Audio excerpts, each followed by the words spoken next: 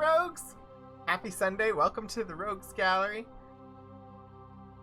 I'm excited, ready, I don't know. I get to do more Mass Effect today.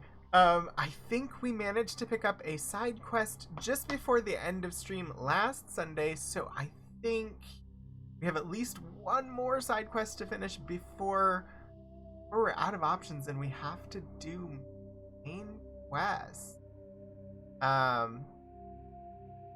So yeah, I'm gonna have to actually progress the story, which who knows? I mean, that's a thing.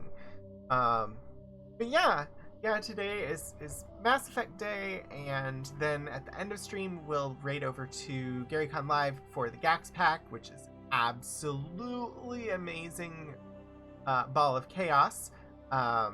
So looking forward to that. But yeah, I mean, right now it seems like a kind of a slow start to the day, so I'm just gonna pop in the game and see where we're at. But feel free to hop in chat whenever you want, and we'll chat and play as we normally do on a Sunday. Let me see. I should have it working. There we go. Game. Alright.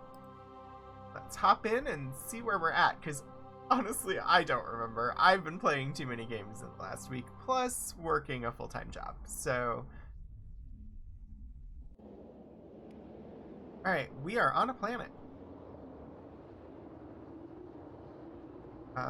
We're presently near a mercenary camp. Oh. I remember where we ended last week. We came out from the ambush and killed all the things that were waiting for us. I don't know if we actually can or should go down there. I think we're done on this planet, so I think we just return to the Normandy? Let me look at the journal. Alright, our side questies are one for Shells the Gambler. Feel like I should finish it. I just really don't want to help him out. That's a collection one. That's collection one. That's collection one. That's collection one.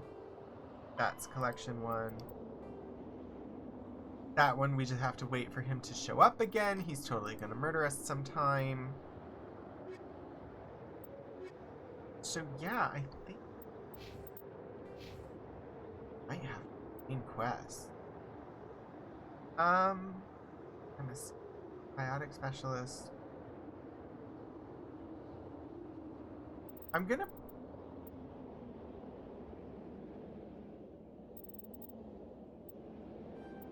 bump Nemesis, and then Caden is always with us, so we definitely want to boost his ability. We'll go to Master Sabotage. Tali. Might as well bump into Advanced Marksman.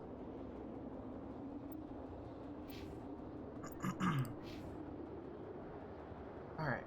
What do we have abilities wise? How do I edit that?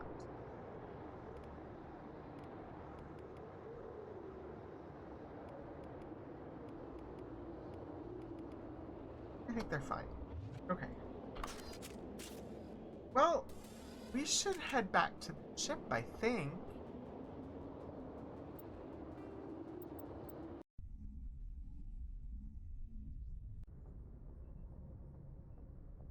Back on the Norman.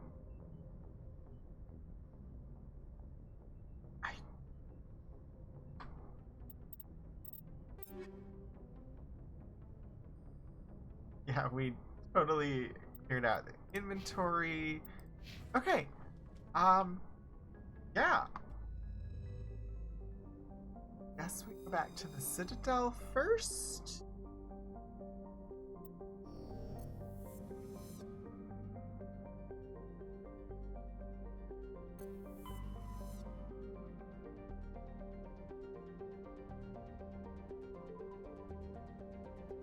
we've been to all 3 systems here. Go to the Citadel.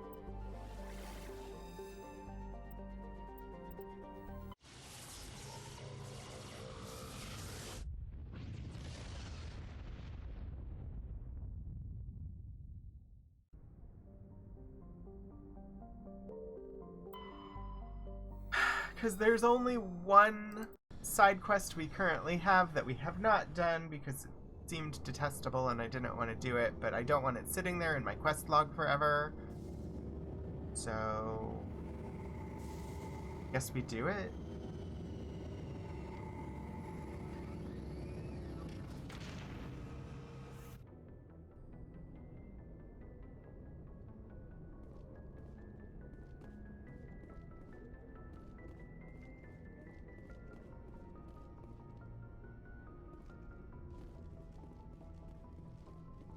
Okay.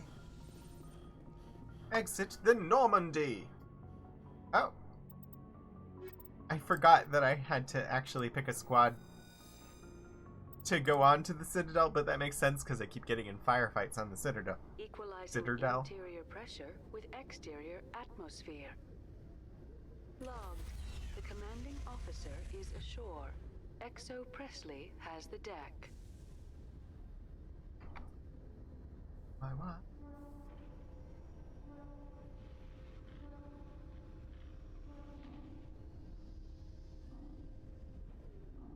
One moment.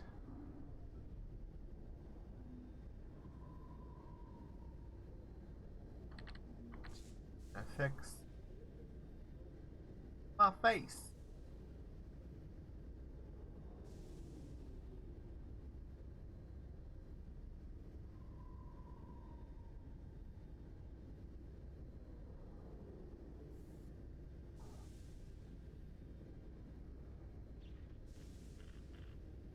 Because I can, and because I think this is the first time I've used this overlay since I messed with things.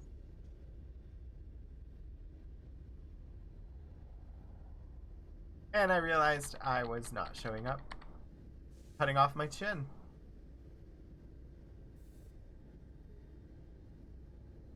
Okay, that's better. And now you can see Trinket. And Alex the Honking Bird. And Frumpkin. Okay. Yeah, holster that weapon. I don't need weapons hot. Where was this guy that wants me to do Katie?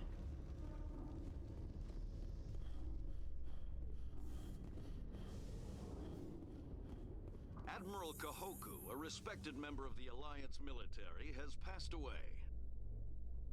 The veteran soldier who won the love of his troops during conflict with the Batarians died of natural causes. Kahoku is survived by his wife and 3 children, who are planning a small private memorial service. Are we sure he died of natural causes? I wonder. Alright.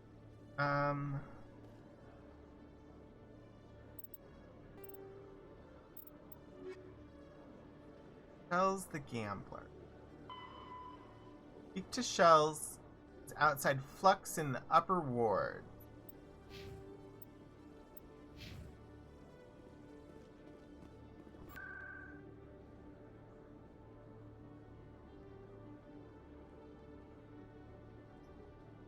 Ward. Flux. Ooh, rapid transit is nice.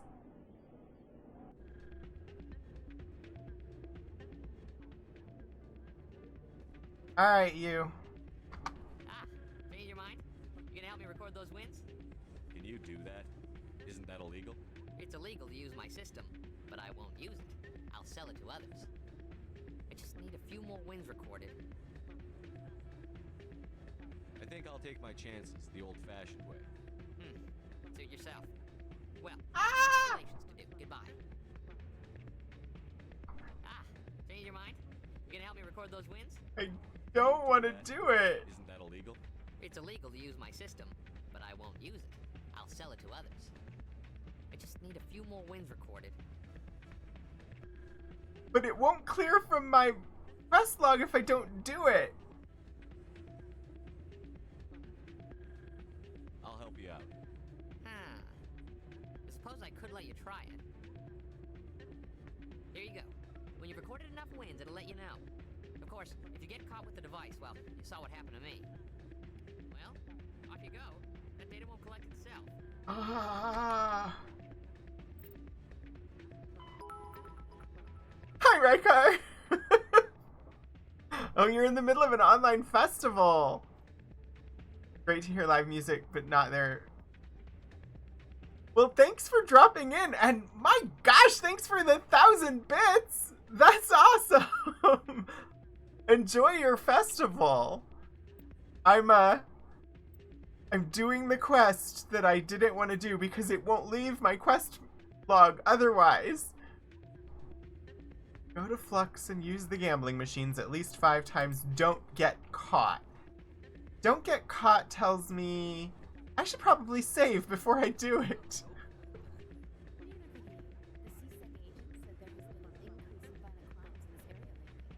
Did he say why? No, he kind of skirted the issue. It's those damn humans, if you ask me. They're not all bad, they're just different. Mostly. I don't like them. They all act like they've been living here forever. As citizens, ours. Well, I mean, we knew that there was speciesism in this game, but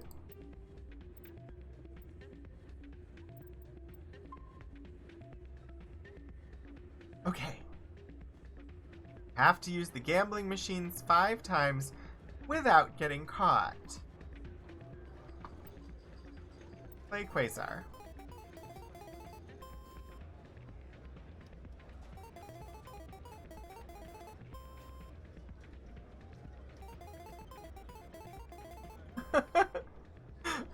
There's no need to feel guilty, Rykar, but thank you. And have a fun lurk.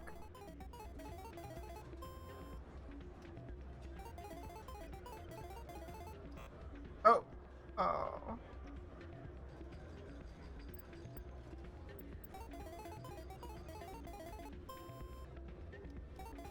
I don't remember the rules. I'm just clicking buttons.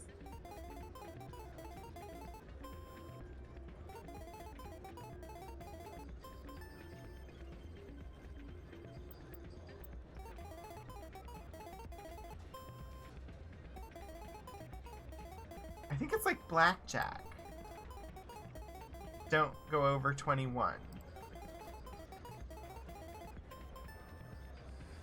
Don't often see someone getting as lucky as you. Uh-oh.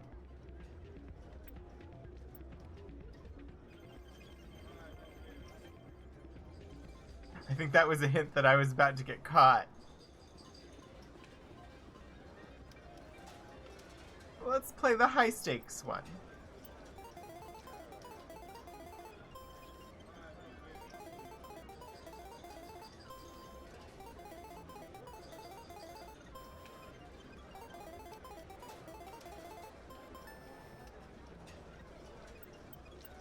Alright, one more.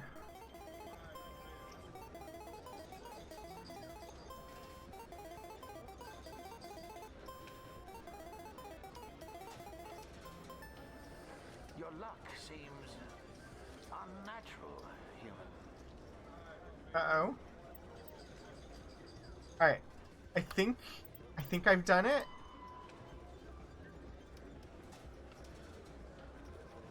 Was that not 5 times?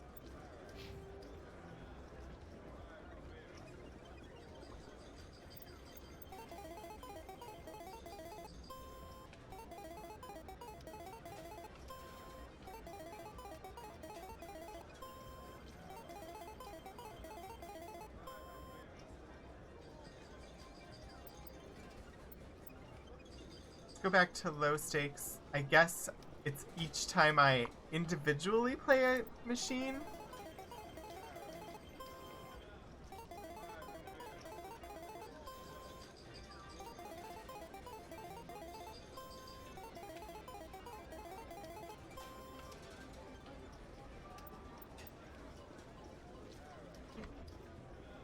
think I need to do one more.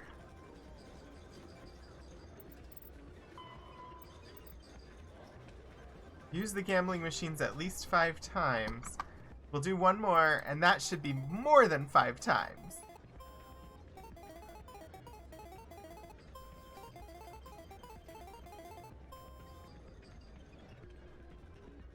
Okay. So after I've done that, am I supposed to return? I don't know what I'm doing. It says don't get caught. I thought I've done it, but maybe I got caught?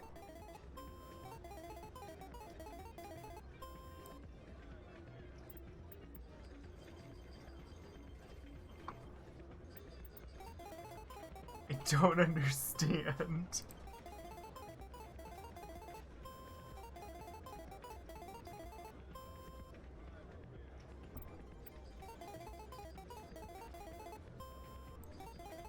I'm losing money on this, and I'm not a big gambler myself, like in person, like real life IRL. So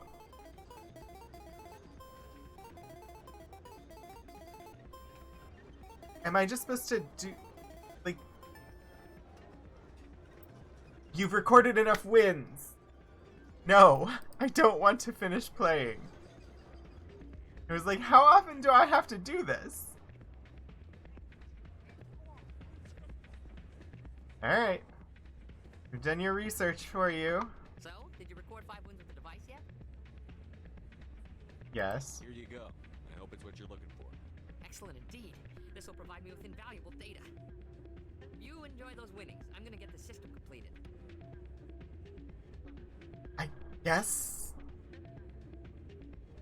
I guess that was like renegade points. I have no more side quests. There are none. We'll run around the Citadel. If we don't manage to pick up another side quest, we're gonna have to main quest.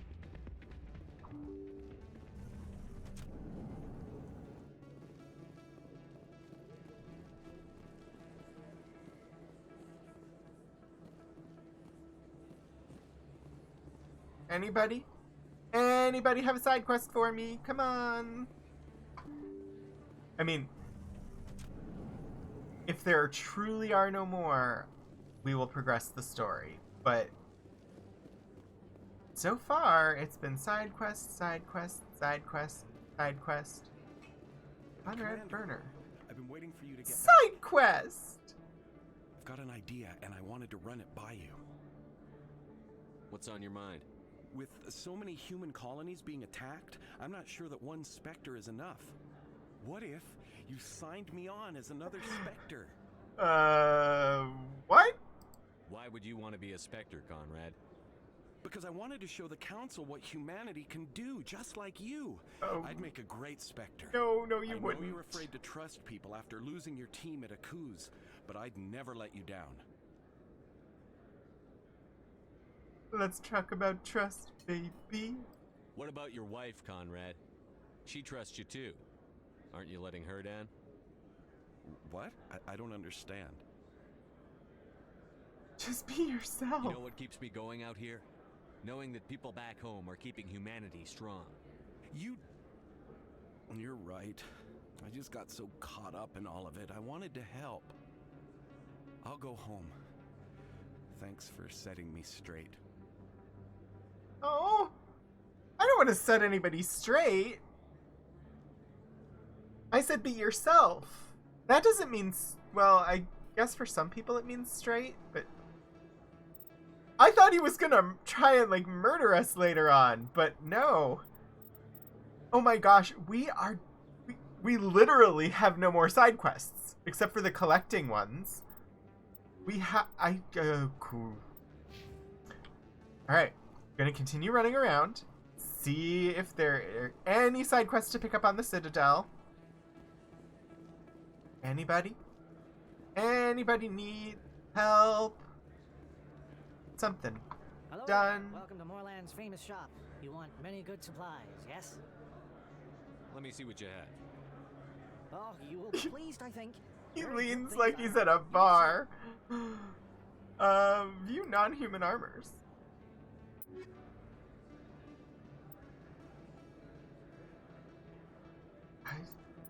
Here. Wow. That armor is significantly better than what I've got.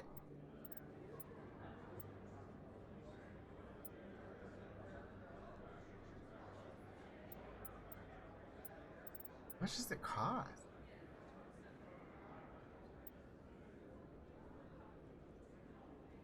Almost half of the money that I have.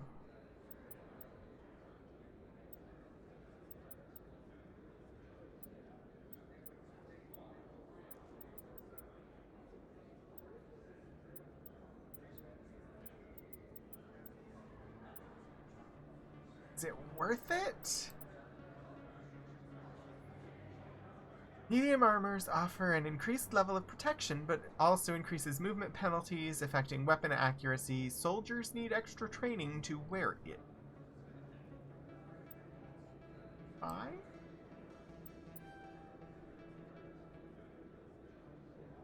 I just bought it.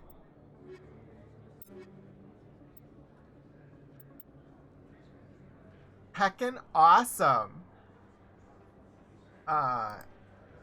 But I can't wear it.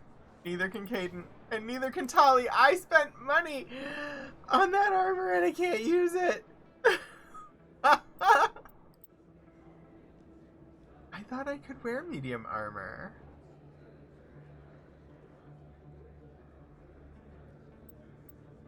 Well, hail. Oh well. You live some, you buy things with lots and lots of money, and then you learn some. Oopsie daisy. Whoopsie doodle. Okay. Where to go? Where to go? I'm literally just running around trying to avoid discovering that I have no more side quests. There's gotta be somebody that wants me to do a side quest for them, hasn't there? There doesn't has to. There doesn't have to be. I could just have done all of the side quests and need to actually progress main quest in some way.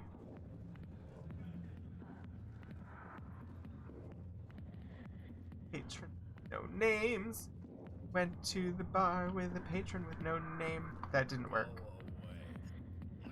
Let me drink it, please. Okay.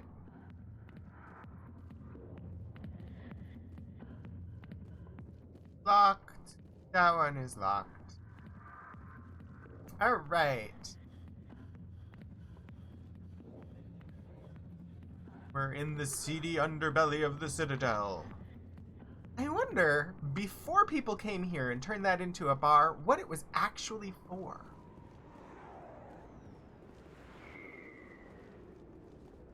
Like, it wasn't built as a bar originally, like, by the original inhabitants of this place. So what was it, I wonder? It's like, if you go to, like, watch the old show Stargate Atlantis, and they come and they take over Atlantis and they adapt it for their own use, and they've got like science labs and a med bay and etc. In that, you're able to know that, hey, they set up med bay where the ancients used to have a med bay. But I doubt that Cora's Den was a bar before they made it into a bar. So what was it?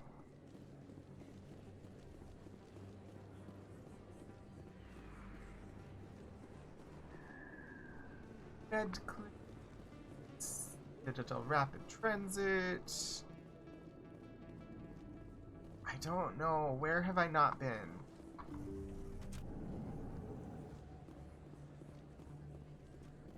Hello, Dr. Chloe Michelle. I need those supplies for my clinic. I can't. You can and you will, or your story won't stay secret for long. Don't disappoint me, Doctor. I smell side quest. Oh, Commander Shepard, I didn't see you come in. Well, how about we talk about that interaction that you just had? Every time I come in here, I see someone threatening you. Who was that? Someone from my past. I can take care of it. I might be able to help you. I was fired by my previous employer for giving out free medical supplies to clinics like this. They never filed any charges. They just wanted me to leave without any fuss. But somebody must have found out. Now they are blackmailing me. They're blackmailing you for doing charity? If the board finds out about my past, I could lose my license. They'll shut my clinic down. Oh. Maybe I can get you out of this. Tell me what they want. I have to give some of my medical supplies to a merchant in the markets. They expect delivery today. Give me your contact's name. I'll deal with this guy, whoever he is. Deal with him? But won't they expose my past? Just put your faith in me. I'm gonna get you out of this. I'll make sure they don't tell anyone. I was told to speak with a merchant named Morlan down in the markets. I really appreciate Side quest! You're a Oh, doctor. but personal question. How did you end up here on the Citadel? She My was parents fired brought from her me here previous from job. Malaysia. My father was a medic with the Alliance. I chose to keep the medical tradition alive, but not the military. Fixing up wounded soldiers isn't my idea of fun. Yep, we already got that. I'll be going now. Goodbye, Commander. Nice talking to you. We got a side quest. That means we don't have to do main quest yet. Alright, I think we just saw Morlan, not just 5 minutes ago? That doesn't mean I remember where I can find Morlan. Look at the view. Next to the people that are holding hands.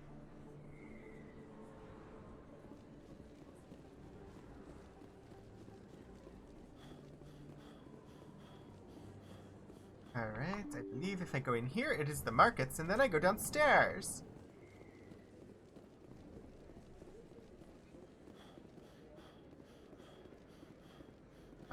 It was the lower markets, wasn't it? That's where we're supposed to go?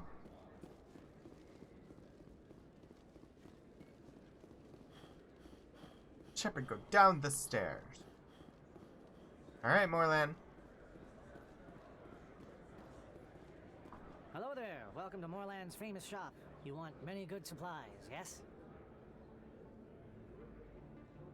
You were expecting a delivery of medical supplies? But I was told the doctor would be bringing them. Change of plans. A change, but... Yeah, Caden. Doctor, I don't... This is not right, human. Shut up, Morlan. I told Baines you'd screw this up. Oh. What the hell's going on here? Who are you? Your worst nightmare. Leave the doctor alone. We can end this if you just bring me those supplies. Otherwise, I'll start telling people about the doctor's little secret. Talking, you're dead. It's not quite how I'm playing this character, but it's tempting. You're shutting down a medical clinic. What if someone needs treatment? What if you need treatment? Hey, hold on. I'm just the middleman here. This is way more than I bargained for. Alright, that's 2 middlemen. Thank you, human. It is good to see him humbled so. What do you know about Baines? I have never met him, human. I only worked with the one who spoke with the doctor. Uh-huh. What do you know about Baines? I have never met him, human. I only worked with the one who spoke with the doctor. Goodbye. Okay. Yes, all right then. Good tidings to you, human. Go back to the medical clinic and talk to Dr. Michelle again. Talk to me about who Baines. Lord Portico! Welcome to the Rogues Gallery. Welcome, and Happy solar revolution, old man. Old man. How are you today? How was yesterday?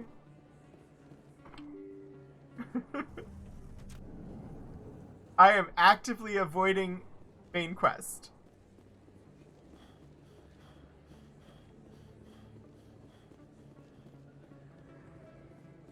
It was mostly fantastic.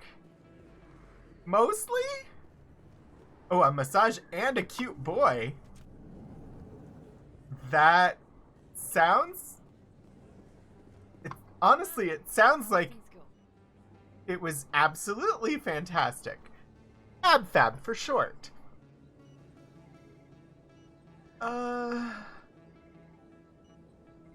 He won't be bothering you anymore. Really? That's a great relief, Commander. Thank you. He won't, but somebody will. I'll pay you for your help, but I can't give you a discount on any supplies discount. you purchase here. He won't be bothering you anymore, but somebody will? There was this person named Baines. The thug said he worked for a man named Baines. Sound familiar? Baines? I wonder if he means Armiston Baines. We worked together a long time ago. Okay. A man from your past. What can you tell me about him? Last I heard, the Alliance military was contracting him for some research in the Traverse. Captain Anderson might know him. That's a good idea, Caden. We'll see what the captain can tell us. I wish I could tell you more. Is there anything else I can help you with, Commander? I'll be going now. Goodbye, Commander. Nice talking to you. Alright. So, Captain Anderson it is. We're on the Citadel looking for every possible side quest that we can pick up because we ran out of side quests. And I'm actively trying to avoid all main questing. But we're gonna have to do main quest at some point, I think. Hey, Commander Shepard. Good to see you again. Wait, is what possible? I'm sorry.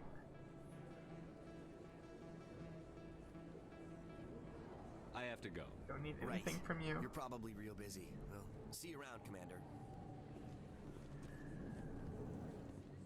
Running out of side quests? Well, technically no. Because technically we still have all the collecting side quests. Al-Jelani recently attempted to land an interview with Commander Shepard, the first human Spectre. Commander Shepard answered difficult questions, demonstrating that under that military uniform is a keen diplomatic mind. We'll have exclusive footage later today.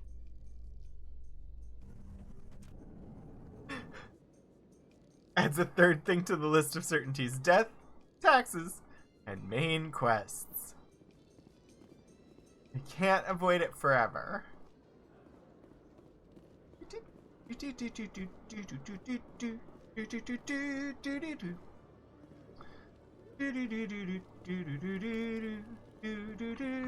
Hello, Commander. What you got? What you Show got? me what you've got.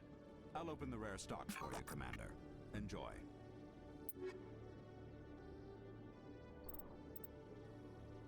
The things that they sell. They are nice. Ooh! License!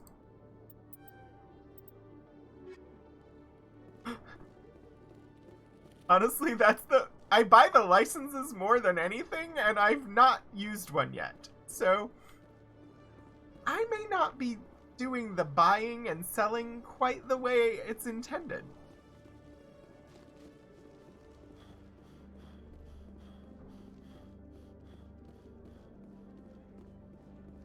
I believe we have spoken to you before. Hello, Commander. Don't give us any useful information, so...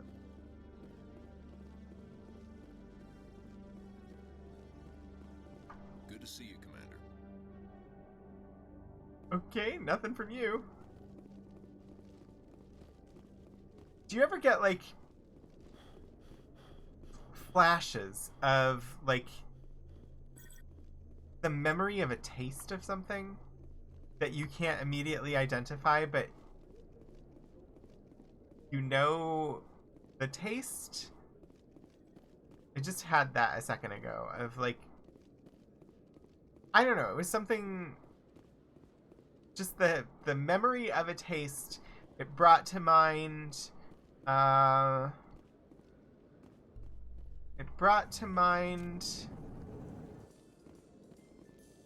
Hawaii and poi balls.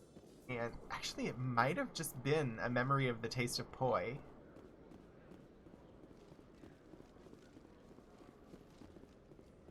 Alliance officials have raided a dangerous... Hi, just here for coffee!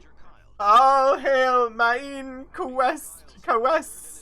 treated for severe post-traumatic stress disorder. Oh no, Major Kyle is being treated for severe post-traumatic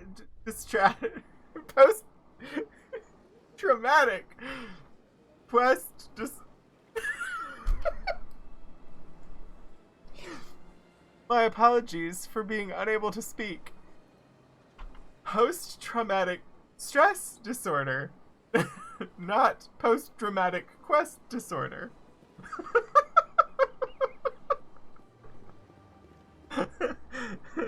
It's not the Deep Space Nine aphasia. Oh, I had my first experience of aphasia a couple weeks ago. It's not something that I've ever experienced before, and boy, was it somewhat distressing. I fell asleep reading a book on my Kindle. And when I woke up again, I tried to pick up the book and keep reading it, and all of the words were recognizable words, and they were clearly arranged in sentences, but the sentences made no sense. I read the words and could make no sense of the sentences at all. And it's, in looking at it, I'm guessing it has to do with... Protheans obviously understood the aesthetic value of the mass relays. Something we Quarians have learned to appreciate during our wanderings. I get visual migraines. Anyone else hear that low hum? So, Sounds like it's coming usually weather-triggered, like, scintillation in my vision where there's, like, a patch that will is just, like, this weird flickery patch. And then in the past I've had it where it's the full visual migraine where it starts as a point of, like, a blind spot and it just expands out until you've got nothing but peripheral vision. And it has that scintillation to it, and,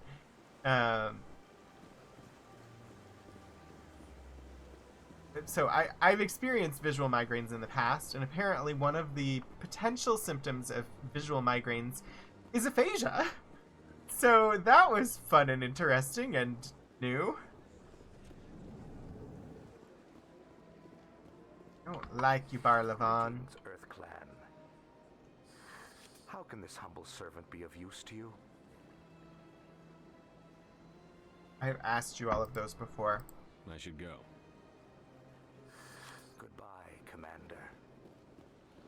If it happens again or starts to become more frequent, then I'll definitely, like, check with a doctor about it. But one time of, like... Commander, it is good to see you again. Would you care to see some of its fantastic items today? Yes. Your items. Oh, this one is pleased to do so, human. You will not be disappointed. Well, let's look at the upgrades. Yeah, one time of having, like, reading comprehension aphasia. Just after having awakened from a nap wasn't enough to send me to a doctor. So that didn't seem useful.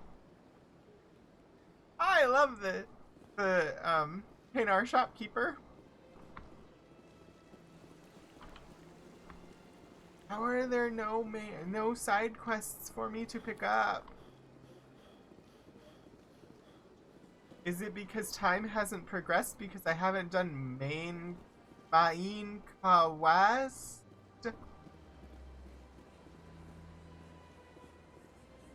Oh dear. The Citadel is very pretty, though.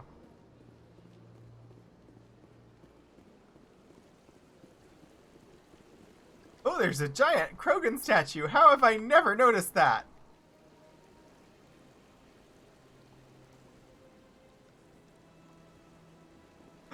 I don't know how I never noticed that before.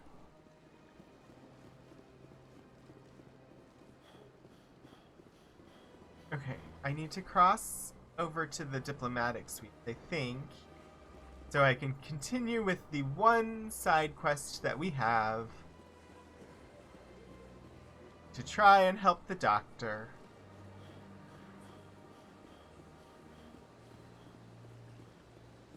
Technically, we have 6 side quests, but most of them are just collect objects, which is all about just like go to new systems and scan everything so that you can collect these collection quests.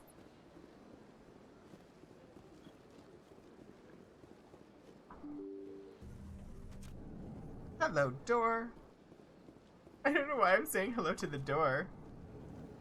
Captain Anderson, talk to me. Yes, Commander? Oh shoot. I don't remember what I'm supposed to talk to you about. Baines! What do you know about Armiston Baines? Where did you hear that name? Never mind, I don't want to know. Baines is dead. Has been for quite some time. Are you sure about that? I get the suspicion he's not dead. Maybe he's an AI. The people I spoke with seem to think he was still alive. It's not common knowledge.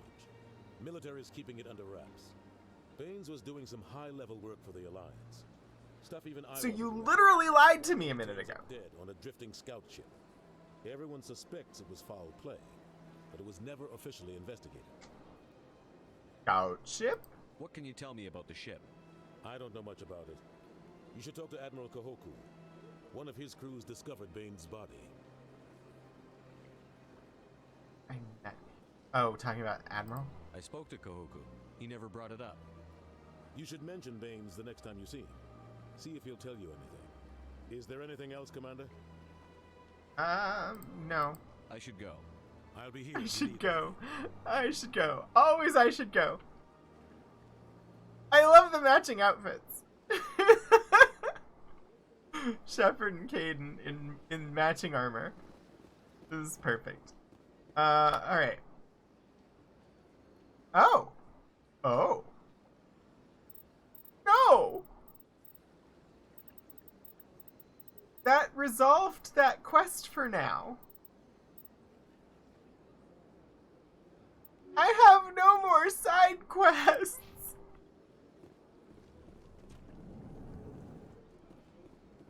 Give me a side quest! Surprised welcome.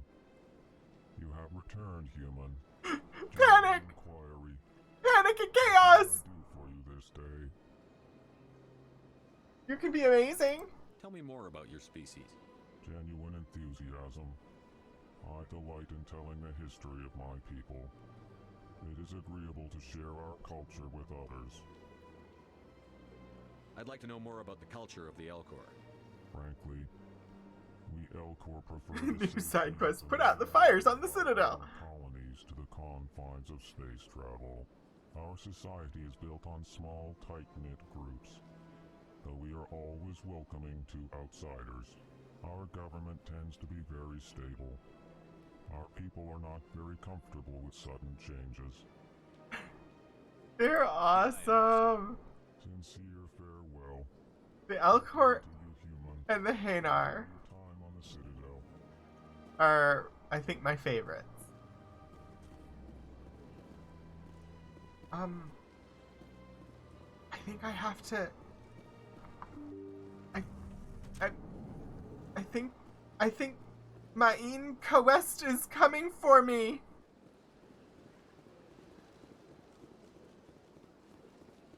I demand the Elcor be in charge of the galaxy.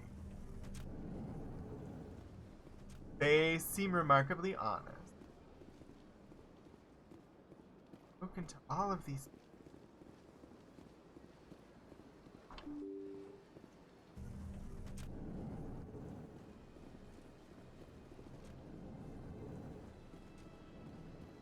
Executor Palin. What can I do for you now? I'll be going now. No new options. I could go through all of the dialogue options again, but I actually find the fact that they will let you continuously repeat them somewhat annoying at times, so I'm probably not going to do that. Thank you for all your help, Shepard. Because once you start into it and realize that it's, oh, I've already seen this before, there's no easy way out of it. Sure. What have you got? Information, mostly. Ooh. Would you like to know about some points of interest nearby? What is Sha'ira's? The consort? She entertains clients who can afford her services. Like this. Most of the diplomats and ambassadors... We've already heard this. At one time or another. She's a very powerful woman, but also very respected. Tell me about Flux and Cora's Den. Well, Flux has gambling and dancing, certainly more lively than this place. Cora's Den, on the other hand, well, let's just say it's livelier and deadlier, all at the same time. I think you're supposed to get that dialogue before you ever go there, because it's a warning that you're going to get into a firefight when you get there. I think...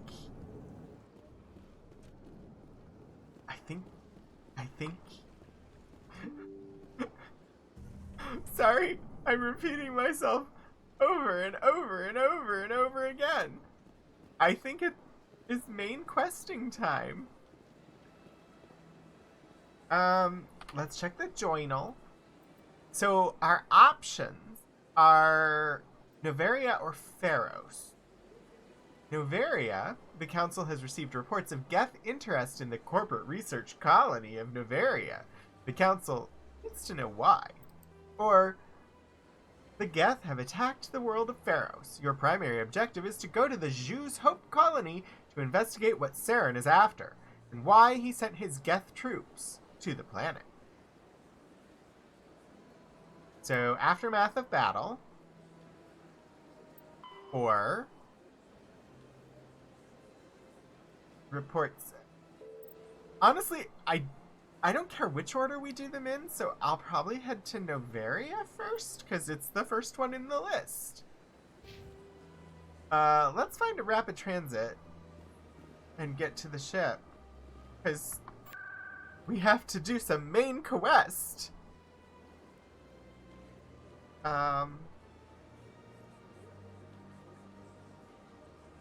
Is it the wards?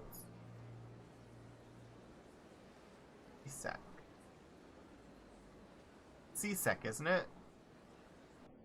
I think? I don't know. Yes.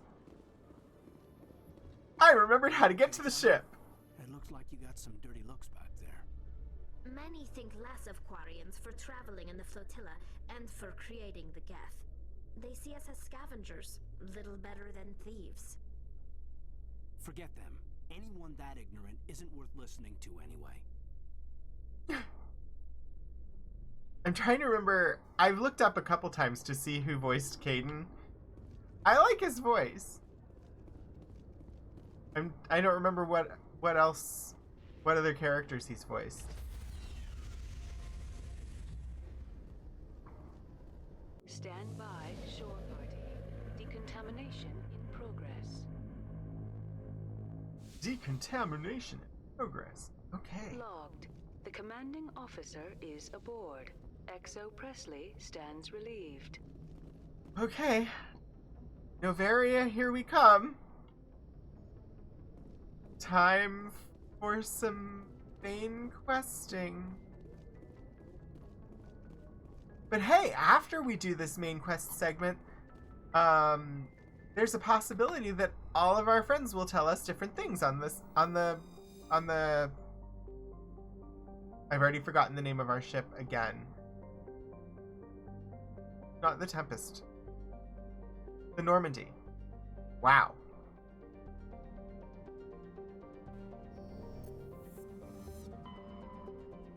Yeah, Normandy. That's it, Lord Portico. Normandy. I just have a brain that likes to forget things. I wish there was an indication of which systems I had been through. I mean, you've recently joined the ranks of the over 40s. You'll learn. I have not had coffee today, but this is my second caffeinated brownish colored carbonated liquid of the day. I don't tend to drink a lot of coffee, mostly because I don't like hot drinks very much.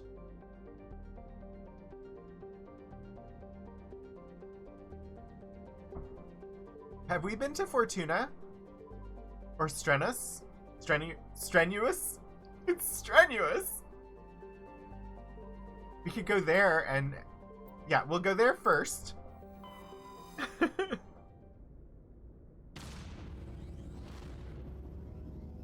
Because I don't know if I've been there, and I can survey the planets before we go to Noveria, where we advance main plot.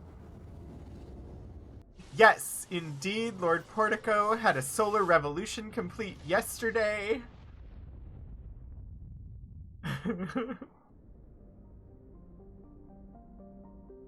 And I don't know why, but in my brain, I had that Just Here for Coffee was also having a solar revolution soonish. Is that accurate, or was that my brain reading something incorrectly?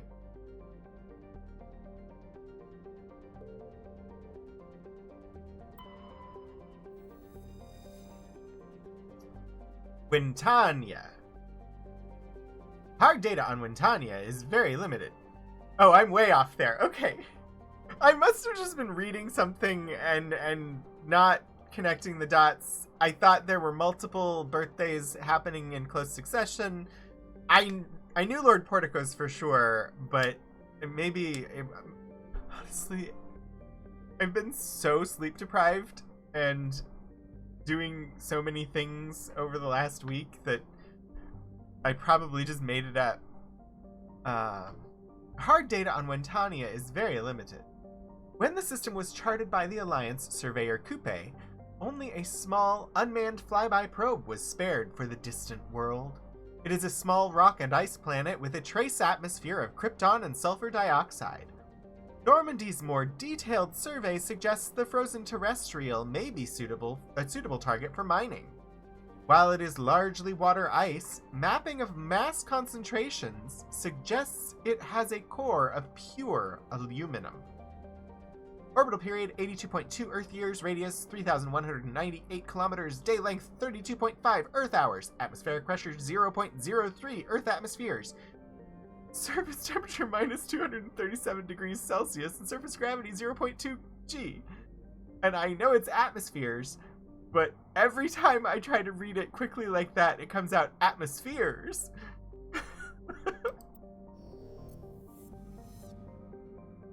Oh, the dossier. I did finish and turn in my dossier. People gave me decent feedback on it. It was exhausting. I was well beyond ready to be done with it, but it is done. I don't remember how many total pages I ended up with. Something like around 40 or 50 pages total, I think. Honestly, it's one of those things where you put tons of work into it, and it's like the center of your being for a couple of weeks as you work on it, and then once it's turned in, you have to let it go. Yeah, all of your peers are going to be reading it and evaluating you, and all of this review happens, but I won't hear anything more about it until much, much later. I had to turn it in by the first Friday in August, and then my references have until the last week of August to send in their letters of support. And then after that is when the actual review of it starts. I think, I can't remember timing correctly, like off the top of my head, but I want to say it's sometime in like February before I'll know anything about whether I'm recommended for reappointment or not. So, yay! So that's why it's just important, like, once it's done, to just forget about it. There's nothing I can do at this point except work on doing the projects and other things that I need to include in my next dossier 2 years from now.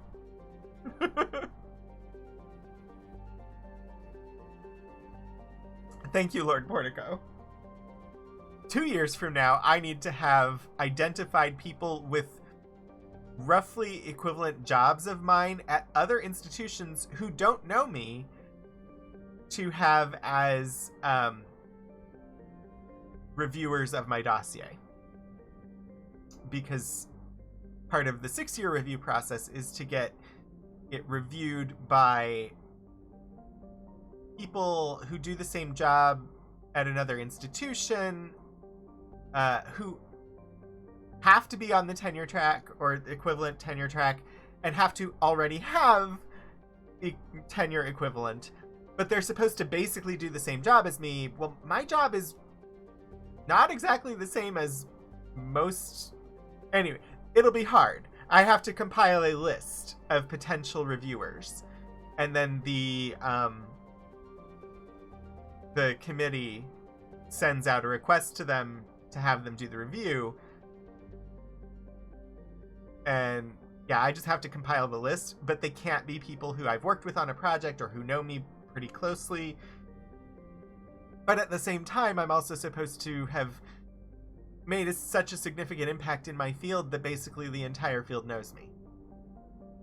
So, again, competing motivations. So I just have to put the list together, Portico. A list of potential reviewers, and then they do the contact. So, yeah. We'll see how that goes. I have 2 years before that happens, and who knows if I'll even still be here then. No, there are definitely BS hoops. Ooh, Amaranthine. I'm gonna actually read the planet description. Amaranthine is a chilly rock world with an atmosphere of carbon dioxide and nitrogen. Its frozen surface consists largely of light titanium and aluminum oxides, with deposits of thorium and other heavy metals located in the deep crust. Amaranthine was named by the human poet Sofia Cabral during her tour of duty aboard the Alliance surveyor ship Coupe. Under the dim light of the red dwarf Fortuna, the surface of this world is lit in rich twilight blues and purples even at midday. That sounds gorgeous.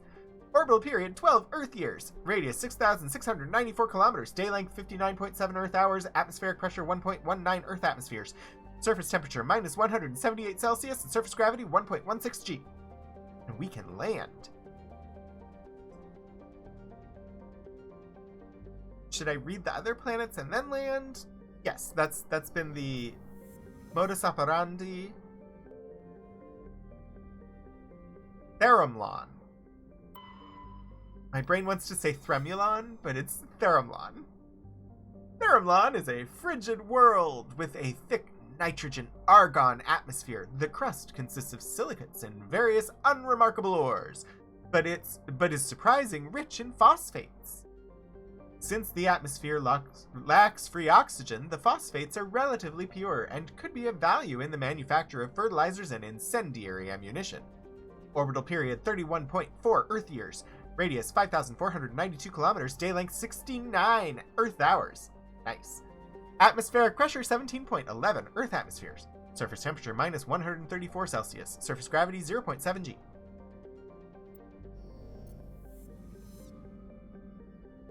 And Magonless. Magonless? It's very, like, yellow-green. Yellow? I don't know.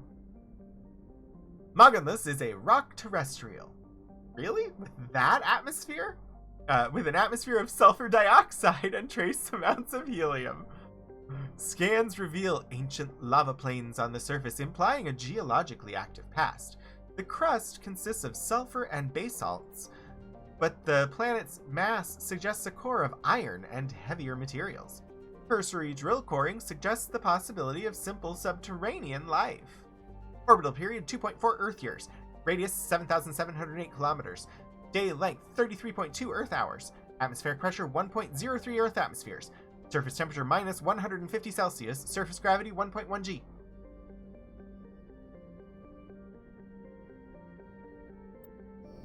Alright. And because it's a distraction from the main quest that we are slowly being compelled toward, we're going to land on Amaranthum.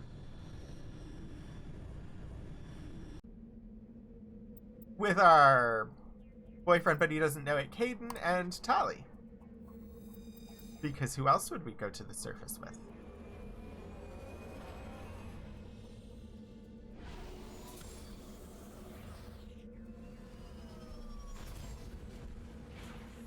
Alright. This thing's got some good shocks. Oh, have we already been here? We have. We've already been here. No!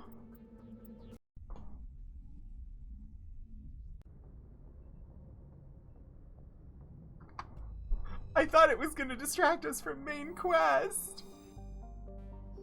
But we've already been there. Have we been to Strenuous?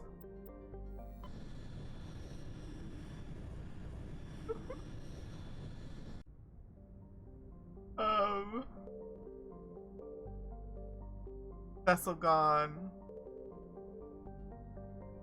Tawin. Krellin. Antitara. And Yunthorl. Wait. Antitara? Anti-Terra?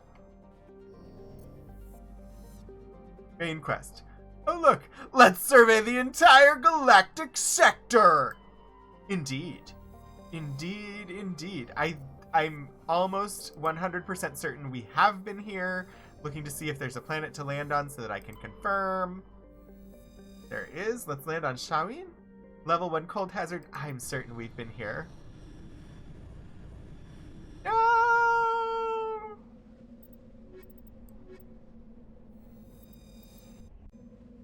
I wish there was a... I'm a pro main quest avoider. I wish that there was a better way to know which planets I've visited before. We've been here. Have we been to every system that we can go to?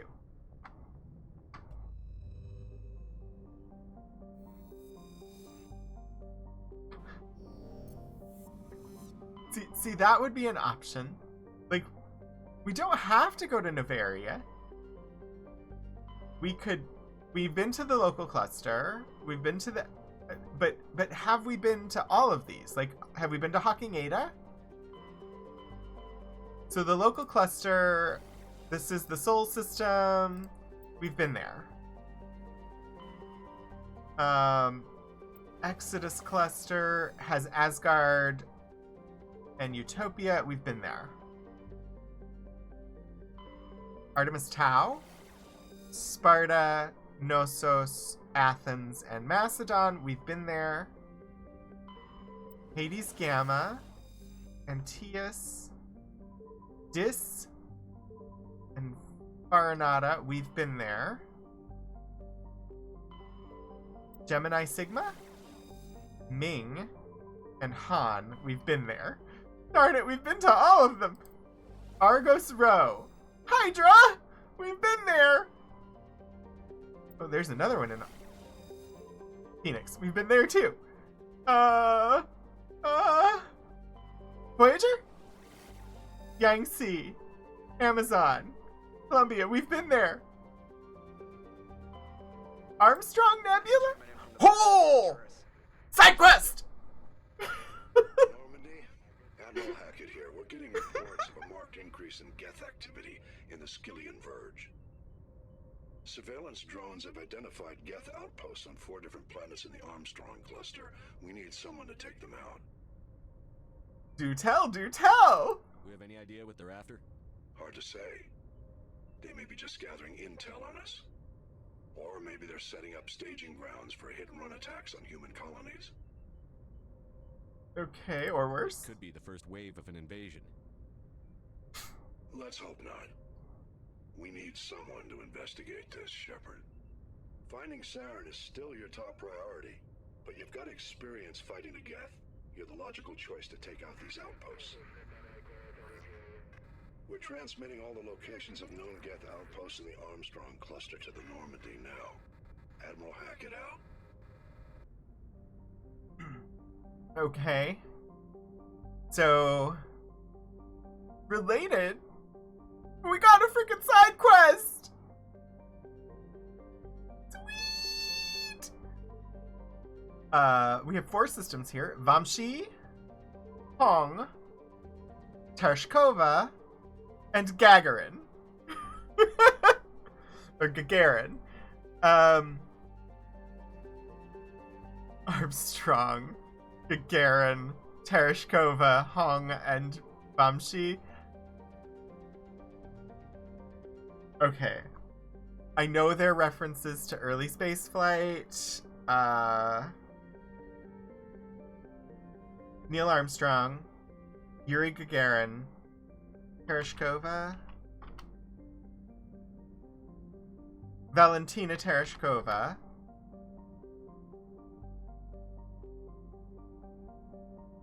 first and youngest woman to have flown in space, Hong.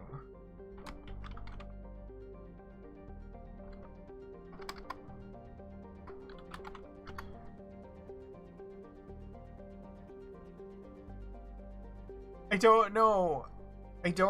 I'm guessing one of the early Chinese space explorers, but I'm not familiar with Hong. And then we have Vamshi.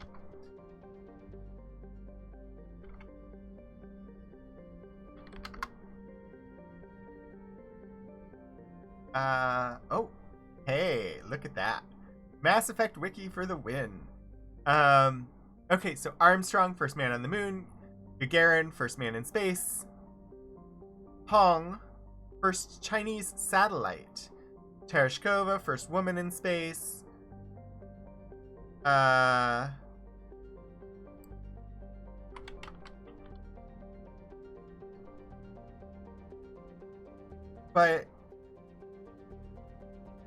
who's Vamshi?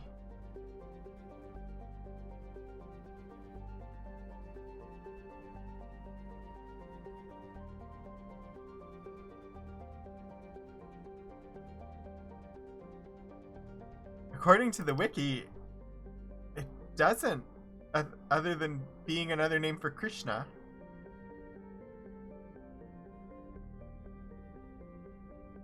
But doesn't appear to actually have a connection to space firsts. So that's the oddball in this system. Yeah, Lord Portico, thank you. I went to the internet and searched and figured it out, but thank you for dropping it in chat in case I had not located the information. Alright, we're in the Vamshi system. Outermost planet is Almos. Almos is a hydrogen-helium gas giant with traces of sodium darkening its atmosphere. Orbital period 46.7 Earth years. Radius 60,948 kilometers. Day length 67.1 Earth hours. Maybe it's a future first. That would make a ton of sense just here for coffee.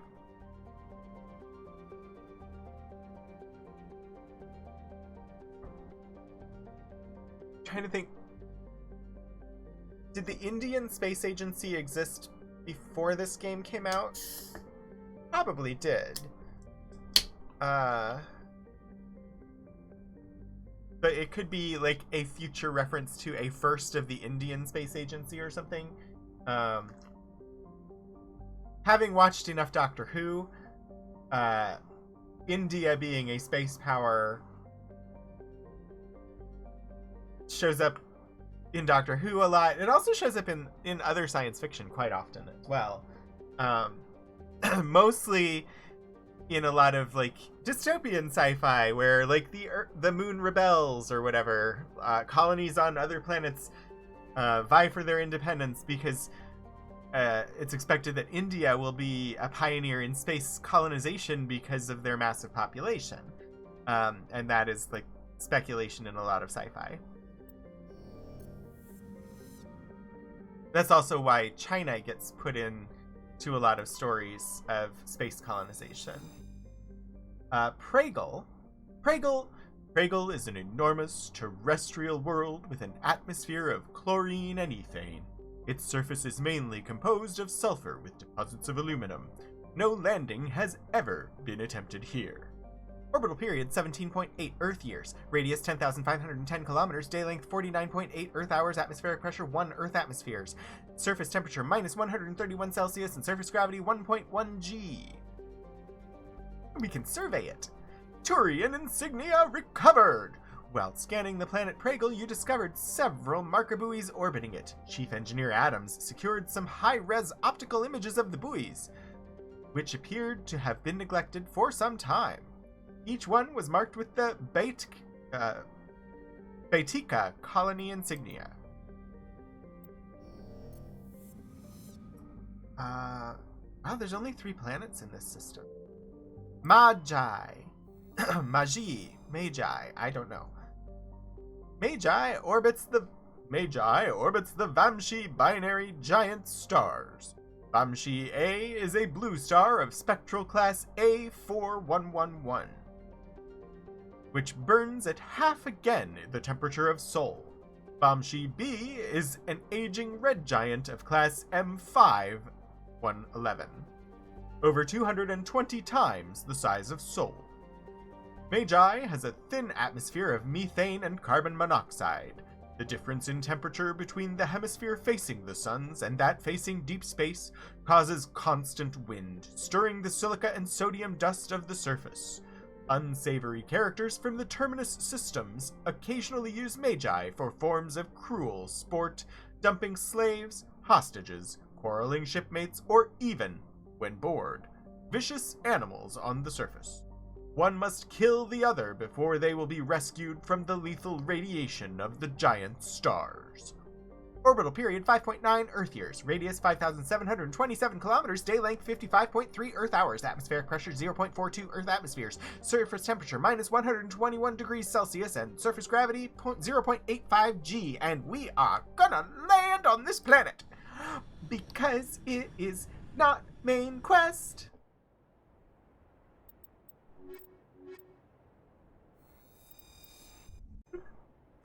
We are literally going to do absolutely everything we can before we do any main quest.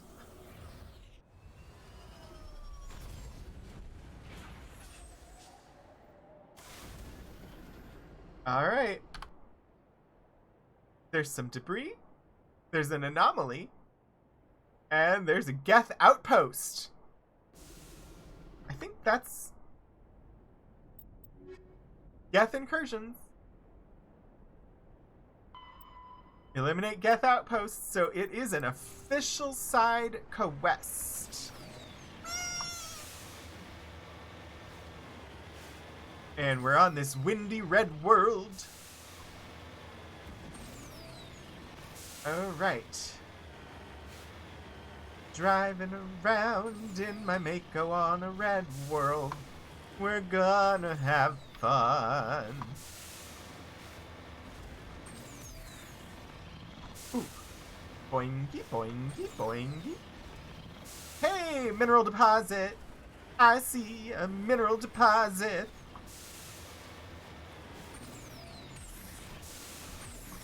Whoop. Oh.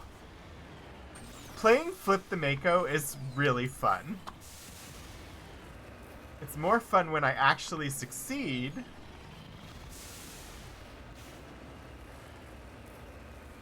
Mineral deposit. I see the mineral deposit. You cannot exit the Mako unless it is parked and on level terrain. Boop, boop, boop, boop, boop. Rare element surveyed.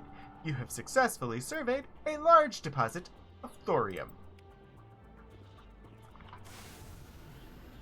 We started, my regular D&D group and I started a new Rime of the Frost Maiden game last night. None of us has played the 5e module before, and I haven't watched any of it, so we flipped the Mako! So it's all new. I've been avoiding Rime of the Frost Maiden stuff to keep it new for me. So we started last night, and I knew going in. So I'm playing an Aasimar Cleric of Death. So Death Domain Aasimar Cleric. Athlete background. Which is a somewhat atypical character for me. The cleric part, not so much atypical, but the athlete background definitely is. And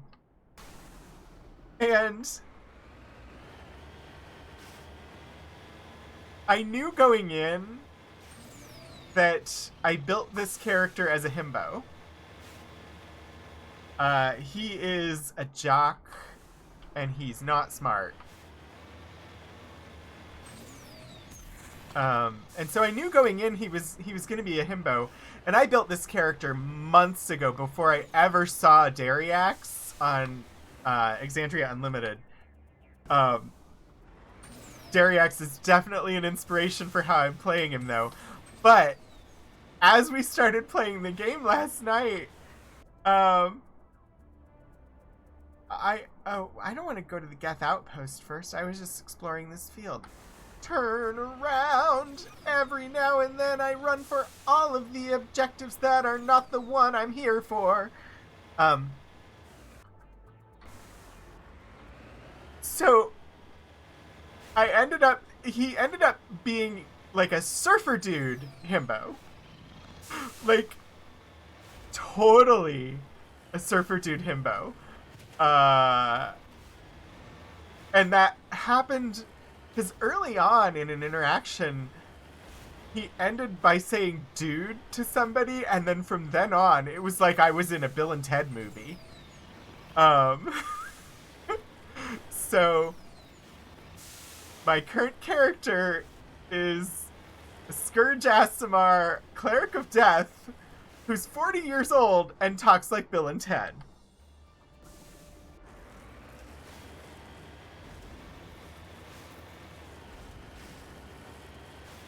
It was a ton of fun. We didn't really get into a fight with anything last night. We ended up doing some fishing. And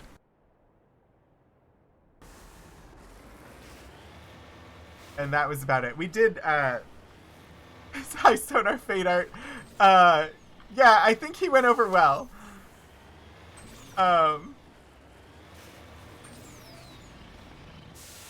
And I can't say... So we all had Dark Secrets as well. And his is one of the ones available in the module. And I think it's perfect. But I can't say what it is because a lot of the people that I play with are mods on this channel, and I don't know if they're hanging around, and it is a secret. So once it gets revealed, I'll probably share it. Turian insignia recovered. This strange-looking sensor has some ancient graffiti scribbled on it. It appears to be marked with the Edessan colony insignia.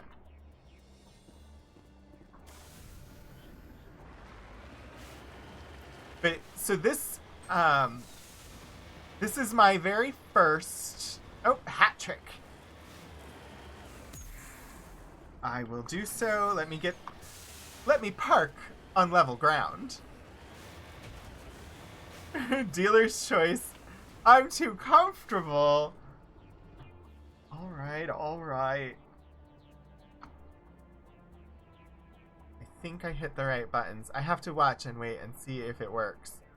But there's a significant delay right now in my monitor, apparently. I should reload that. Let me do that real quick while I pick.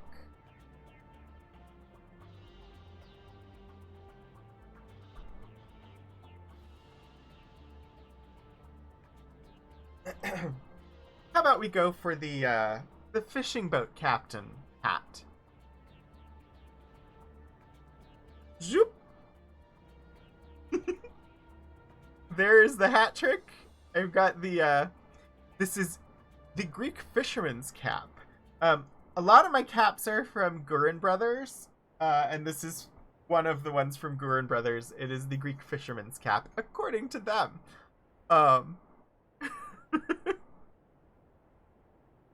Thank you, Lord Portico, for redeeming a hat trick.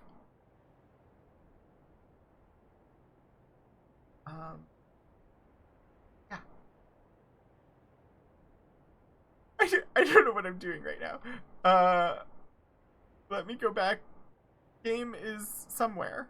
I'm lost. Game is Control 5. Someday I will have a Stream Deck, and then I'll be better at this because I won't have to remember key combinations. I've also completely forgotten whatever I was going to be saying about D&D. It is the first time that I'm playing a module campaign. Odd Skull. Like one of the prefab modules, I've never actually played those before. Discovery. This massive skull is scored by deflected mass accelerator shots. The xenobiology files in your hardsuit computer can't identify the species. It must have been brought here from an unknown world.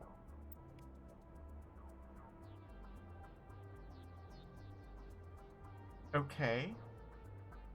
That was a strange...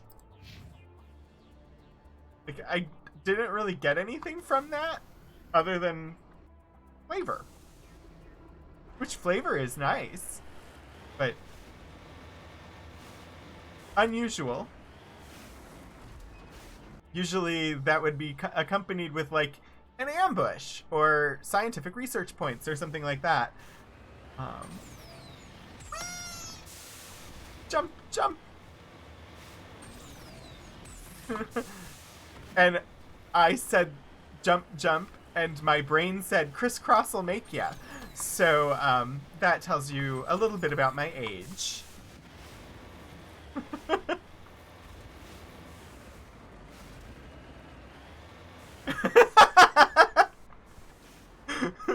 It's good to see we're on somewhat of a same wavelength. Crashed probe.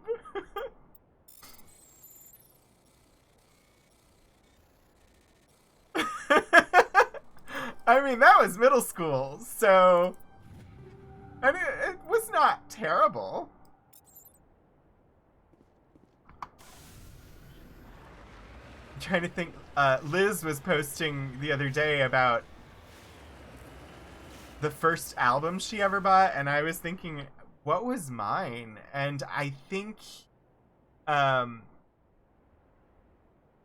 got like 3 of them from one of those mail order services where you picked some albums, you got some for free and some that you paid for and whatnot. Quick, put your clothes on, back to front. And I know for a fact one of the first ones was a Paula Abdul album. I want to say, I can't even think of the name of the artist. One of the albums was Red Red Wine. And my brain won't tell me the name of that artist right now. And I think the third one had to have been like Bryan Adams or something.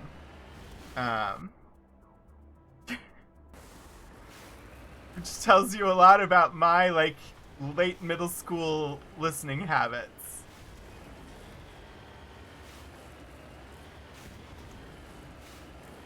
Bryan Adams, Richard Marx, Paula Abdul.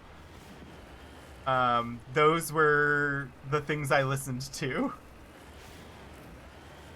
Until I discovered Depeche Mode, and then my UB40, thank you, Just Here for Coffee. Until I discovered Depeche Mode, and then my listening habits changed quite a bit. Although I still enjoy some of that old music that I used to like back then. My absolute favorite Richard Marx song was always Hazard.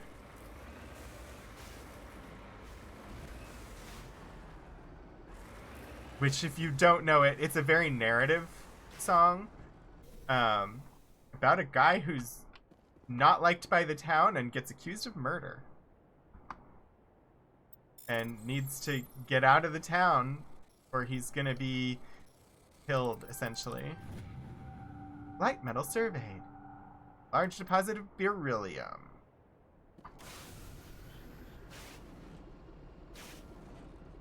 And then Richard Marx kind of just disappeared from the scene. Although, I do follow him on Twitter.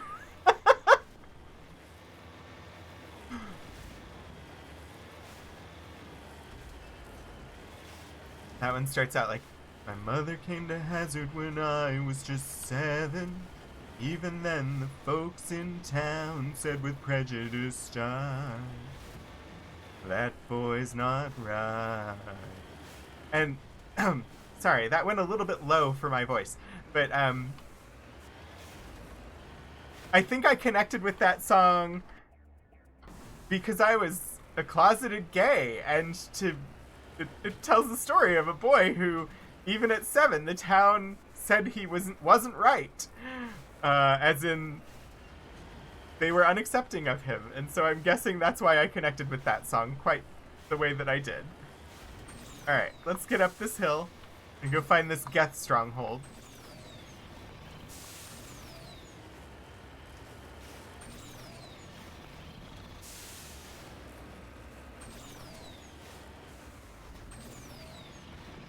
Great, now I have Hazard in my head because I started singing it. It's okay, it's a good song. I also really liked Reba McEntire at that time.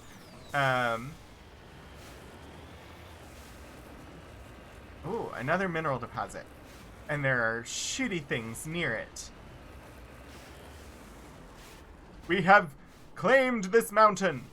Ooh, look at that one. We could go up that mountain too. Oh. I don't know. Oh, they're shooting at me from the other mountain. I guess we are going up that mountain. So we can kill whatever's shooting at us.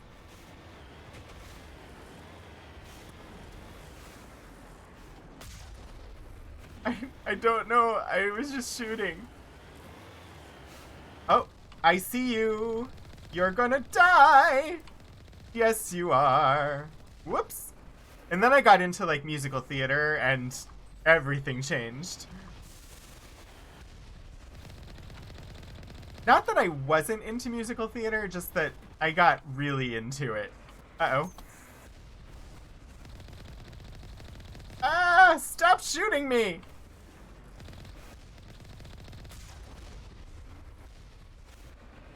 Stop! Give me a second! Hold your ponies. Jeepers.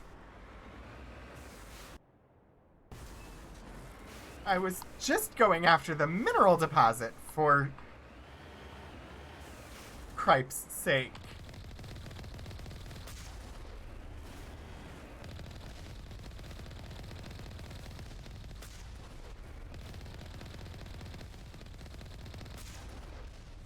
Got it, good, good. And then you get things like Culture Beat, not Culture Club, Culture Beat, which if you have not heard Culture Beat, you need to listen to Culture Beat. They were amazing. I don't even know if they're still around anymore. Their song Mr. Vane was was the shit at the roller rink. Alright.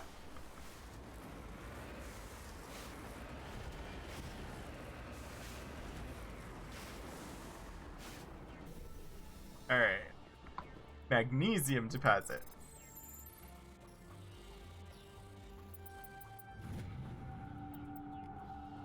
Got me some magnesium. I'm remembering correctly, don't get that near water.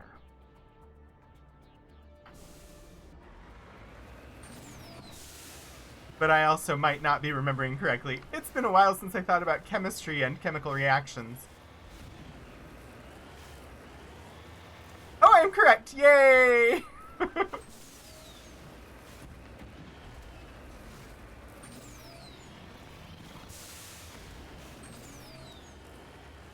It's me trying to remember everything that Mythbusters ever did.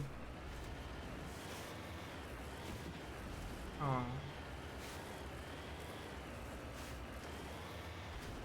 That made me think of Grant Imhara and made me sad.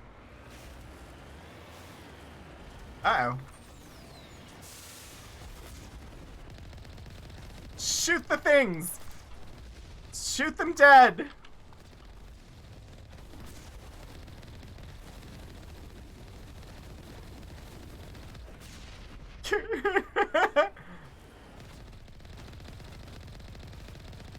I don't know how many there are, because they're jamming the signals.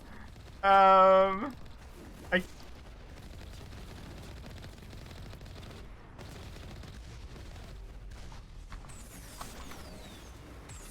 I stuck?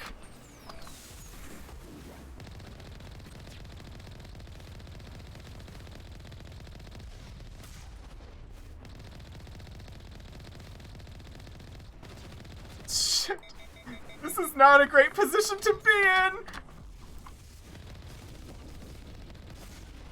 The Geth Colossus? What the hell is that? Oh, heck.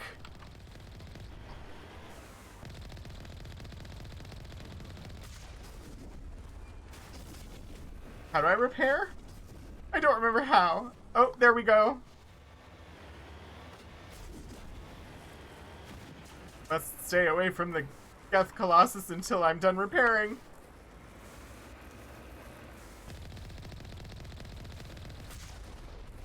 Metallic sodium plus water is also bad. Hi, Subsilica!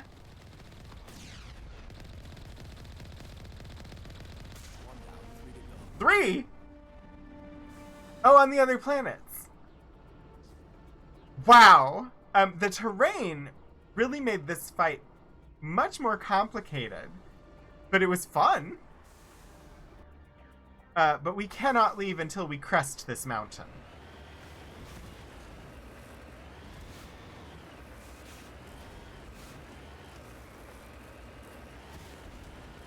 Also, just because the driving is really fun. Although, I mean, it's fun because there's no trees. And if you fall off, you're not going to get hurt. In real life, driving up mountains can be nerve-wracking. Especially when the grading on turns is not always well done.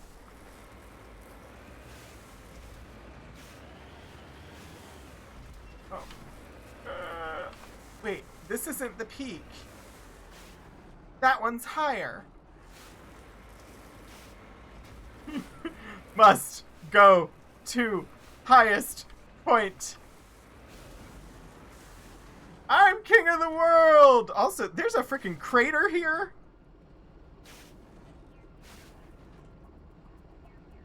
There's a crater on top of this mountain, just outside the navigable zone. All right. Return to the Normandy. That's one system down. Next. I love that we found a side quest, and I didn't have to do main quest. Next, the Hong system.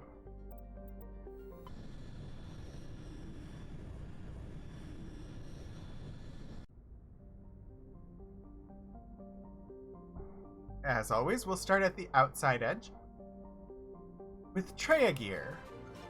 Some silica! Thank you for resubscribing. Welcome back for your 5th month to the Rogues Gallery. As someone who used to have a stick shift, I can confirm that driving steep hills is no fun. Yes, indeed. I learned to drive stick shift, and we lived at the top of a very steep hill. Yeah, that was not fun. It was very nerve-wracking, especially in the winter when that hill was slick enough that a lot of cars just couldn't make it up at all. And trying to shift gears without sliding back down that hill into a major traffic road wasn't great. But yeah, thank you so much for the subscription, Simsilica. Incidentally, I did reach out to Meaning of Night to ask about doing sub badges for the different milestones. So right now there's just one sub badge total, but I'm looking at having an evolution of Bicockets with different colors when you hit 1 month, 2 months, 3 months, 6 months, 9 months, etc. Driver of a manual transmission in San Francisco. I have heard horror stories about that. They make a joke out of that in movies all the time. Okay. Time to get my reading voice on. I would think you were revving to be rude, but it's just that you didn't want to stall. Yeah. Treagear is a tiny ice dwarf with a trace atmosphere of xenon and krypton. The frozen surface is mainly composed of water ice and ammonia. Cryovolcanic processes are gradually repaving the surface with sheets of fresh ice. Orbital period 238.8 Earth years, radius 1,402 kilometers, day length 30.2 Earth hours, atmospheric pressure 0.04 Earth atmospheres, surface temperature minus 211 Celsius, and surface gravity 0.1 G. Surveying it, we get some light metal, some lithium.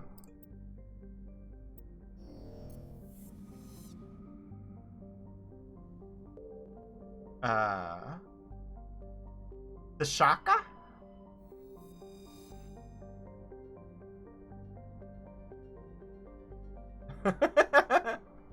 I mean, just here for coffee, stick isn't hard. It's just that there are so many super steep mountains, and so if you stop at a traffic light and you're literally like on a grade of like 75 to 80 degrees,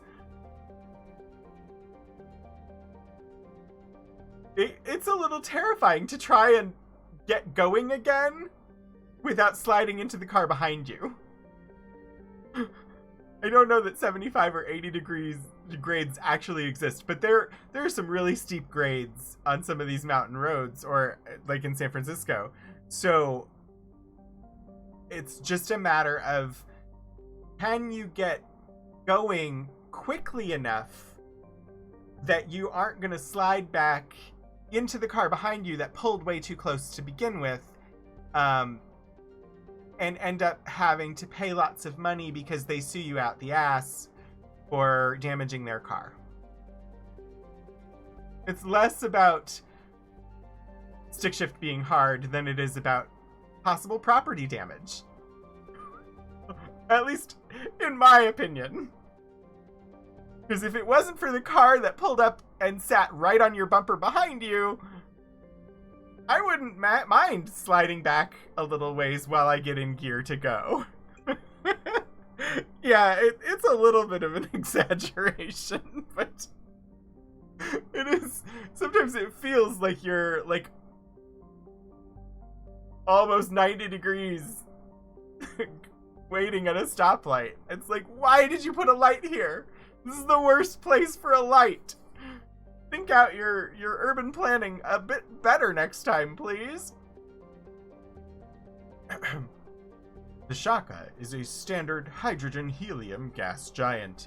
In the past, it was often used as a drive discharge point for pirates raiding human settlements from the Terminus systems. In 2178, the Alliance set up a network of covert sensing devices on Thashaka's moons. Recordings of pirate FTL exit vectors over the course of 6 months led the Alliance Navy to 8 major pirate anchorages. Since the Shaka raids, no ships from the Terminus have been reported in the Hong system. Orbital period 84.4 Earth years. Radius 65,976 kilometers. Day length 14 Earth hours. According to Google, Filbert Street in San Francisco has a maximum gradient of 31.5%, so 17.5 degrees. It still feels like, I haven't been to that, but they really feel steep, and it can be somewhat terrifying. Matar. Matar is a terrestrial planet with a thick atmosphere composed of nitrogen and krypton. Its frigid surface is mainly composed of sodium oxide with deposits of copper. Because of noxious surface gases, explorers are warned to use extreme caution. Matar lacks a magnetic field. This makes it useless for discharging FTL drive cores in orbit. The energetic particles of solar wind from the Hong strike. Sorry. I got distracted and quit looking at the words while I was reading them, which doesn't lead to good reading. The energetic particles of solar wind from Hong strike the upper atmosphere directly, ionizing the krypton. This gives the planet its distinctive minty green-white hue. Orbital period 29.8 Earth years. Radius 4,599 kilometers. Day length 54.5 Earth hours. Atmospheric pressure 3.72 Earth atmospheres. Surface temperature minus 64 Celsius and surface gravity 0.57 G.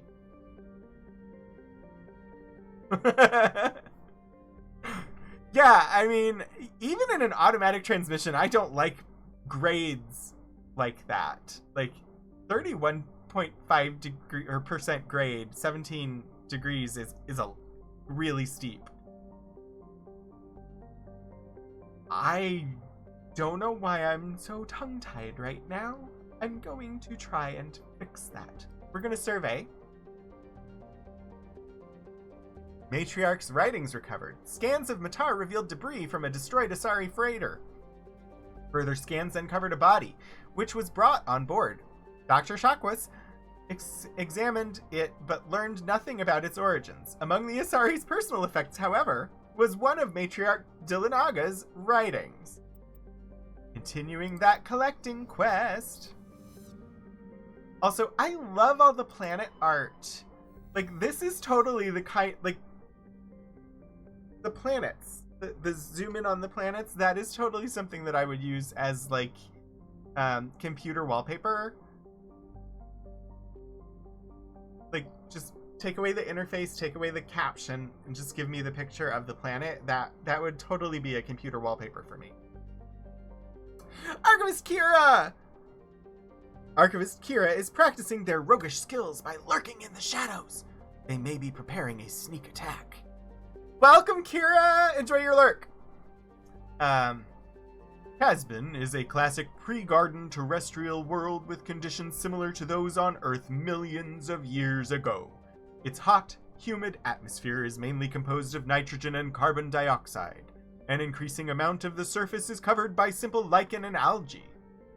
Should no unexpected calamity occur, these tiny plants will change the atmosphere to an Earth-like nitrogen-oxygen mix over the next few millennia. Due to its potential for future habitability and sapient life, Casbin has been designated a sanctuary world by the Citadel Council. Landing is prohibited by law, and any disturbance of the fragile young ecosystem will result in harsh fines and imprisonment. At present, the planet is passing through the debris trail of a long-period comet. Orbital period 1.1 Earth years. Radius 7,819 kilometers. Day length 44.6 Earth hours. Atmospheric pressure 1.1 Earth atmospheres. Surface temperature 99 Celsius and surface gravity 1.1 G. Kira is definitely lurking to work. Most definitely not. We have been expertly avoiding main quest. We started with no side quests. We did find a side quest and finish that side quest.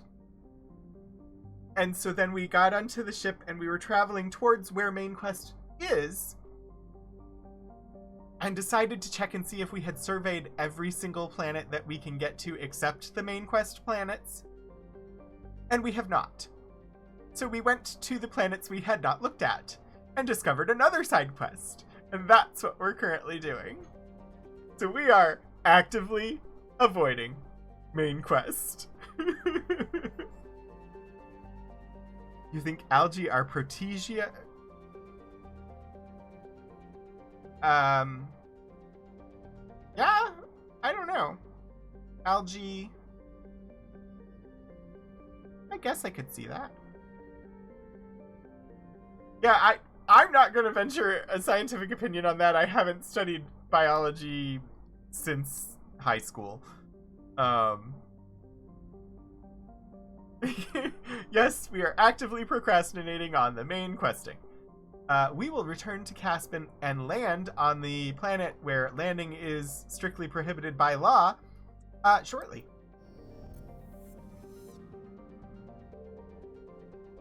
Finally, in this system, we have Pamal. Pamal is an enormous terrestrial planet with a very dense atmosphere of carbon dioxide and sodium. The surface is scorching hot and mainly composed of sodium oxides and deposits of nickel. There is evidence that Pamal was once covered with broad, shallow seas. Should a probe ever be sent to the surface, a check for ancient fossil life might prove valuable. Orbital period 0.5 Earth years. Radius 9,616 kilometers. Day length 47.0 Earth hours. Atmospheric pressure 31.59 Earth atmospheres. Surface temperature 492 Celsius and surface gravity 1.2 G. I don't know why I enjoy reading them that way. I just do. Alright, let's land on the prohibited planet of Proto-Earth and find the Geth. If the game mechanics let you do it, is it really forbidden? I mean, technically we have a mission to go here, and we are a Spectre, so we're allowed to do whatever the fuck we want.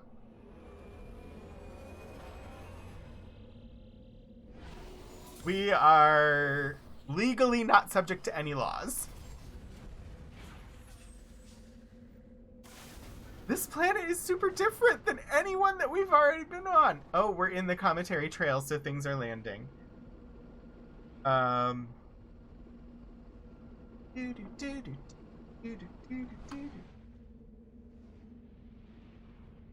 phone is blowing up. Alright. Anomalous signal. Why my brain struggled on that word, I don't know. Debris, anomaly, Geth outpost. Well, let's head for the southwest corner first. Wow, okay, this planet is pretty.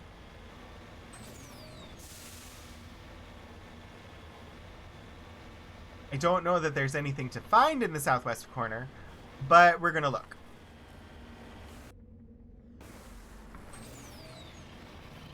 Because this is how we explore the planets.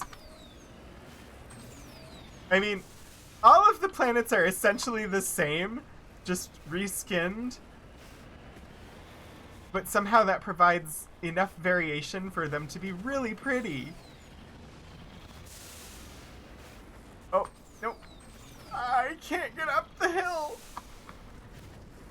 Alright, sideways we go.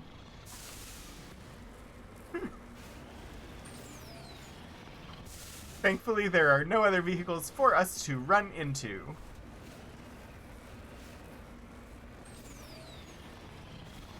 The cometary meteor shower is quite pretty. I assume it's depositing biological life precursors on the planet, seeding the symbionts into the pools so that the Trill can develop over time. Just don't go to the comet because you'll find those you'll find the Trill symbiont related creatures that have what were they called? The bluegills or whatever, from Star Trek The Next Generation that took over people, but had a little, like, gill sticking out the back of the neck. Sorry. I'm going deep into the DS9 novel lore, the beta canon, with that one. I want to go up the hill. I'm sure there is a better way to go up the hill. Yep. Everything's on top of this hill. Let me on. Fine. I'll go the way you want me to, instead of the way that I wanted to. We're already ignoring intergalactic law. Why worry about road safety?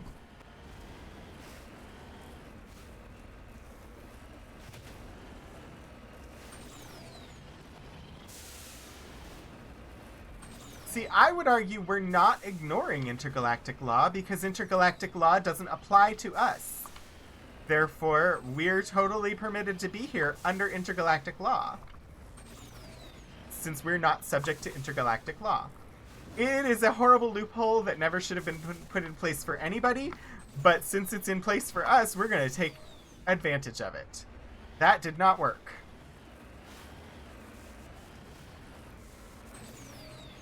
Come on, up the hill. Going up the hill to the top. I don't know why my brain consistently wants to sing out up the ladder to the roof whenever I'm going up these hills, but it does. One of these paths up is going to work because we need to get to the top of this thing. Wow. Hello, Adventures of Tony! I don't know what you mean by waking up late. Did you wake up? Yes. Then it's not late unless you absolutely had some reason that you needed to be up earlier, like you were going to a kendo lesson or something. Which is, yes, a reference to Eric and his Saturday plans, that I do hope that he managed to get out of his apartment in time for his kendo lesson.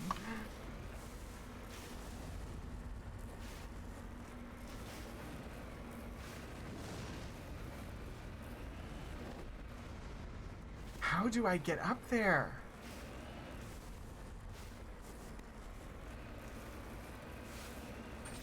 Usually there's a path, and here there does not seem to be one. Okay. But there's a question mark up there. I have to get up there. You didn't have a reason to get up earlier than now. Then you're not late. Is the other side less steep? Sometimes sleeping in is good. My problem with sleeping in is that when I do it, I usually wake up feeling horrible. If I sleep in too long, I wake up with a headache and dehydrated, and so I try not to sleep in too long, because if I do, then I don't feel good. At the same time, my natural, sleep rhythm is, go to bed at 2 a.m., get up at 10. Which doesn't really make me a happy camper when I'm expected to be at work at 8 in the morning. Although, it's much better now than when I was expected to be at work at 8 in the morning and had a 2-hour commute to get there. Or when I was expected to be at work at 2:30 in the morning. Both of those were not great. There's the question mark.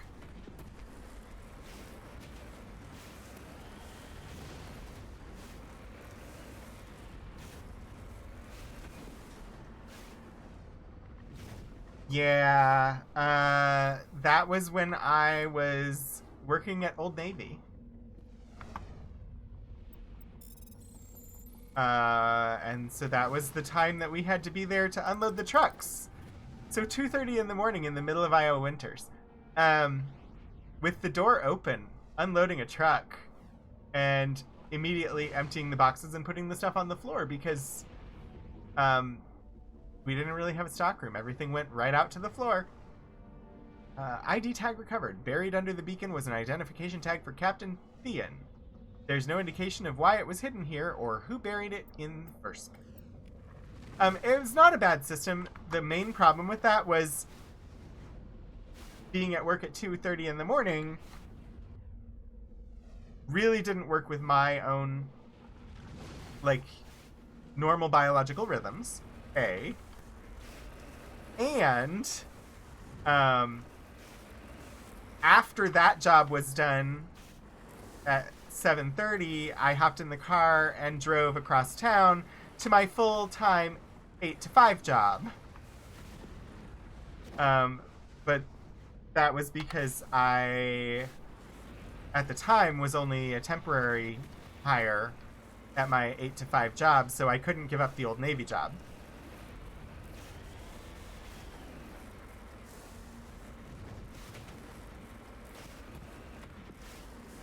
Yeah, that was actually the worst period of my life for migraines. Come on, we can get out of here. There we go. That was when I was having regular visual migraines that fully obstructed my vision. And I'm absolutely certain it was due to poor diet and lack of sleep.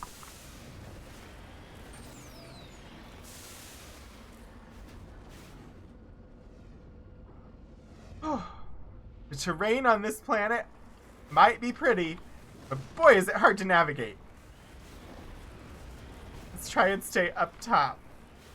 It won't work, but we're gonna try anyway.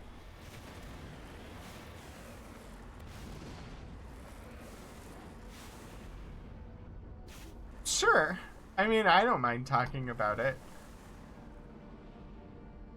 I've had multiple times in my life where I had horrible schedules, really controlling and demeaning bosses, low pay, and did it all anyway because that was the only way I could pay my bills and satisfy my debts.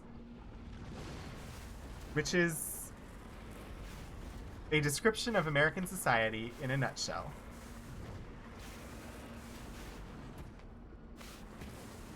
Why am I going down here? There's debris at the bottom. I have no idea how I will get back up.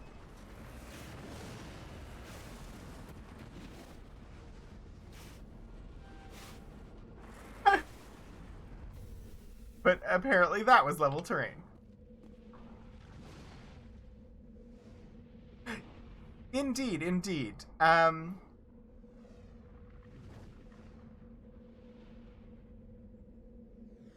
Thank you, Kira. We are currently follower only 10-minute. Just because of all the horrible bots. Otherwise, it would be open.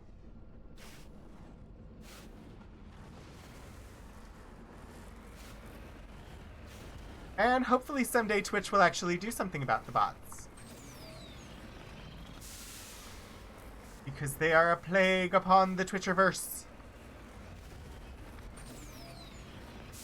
And they're easy to identify. And, like, I don't know. There are a couple things that they could do that might work. Aside from, like, automated catching and banning of bots. One of the things that I saw recommended was, like, requiring people to set up two-factor authentication on their account in order to be able to chat. Which I'm not sure I love, but also if it meant that we could have our chat open, and that the people coming into chat were actual people instead of bots, then it might be worth it.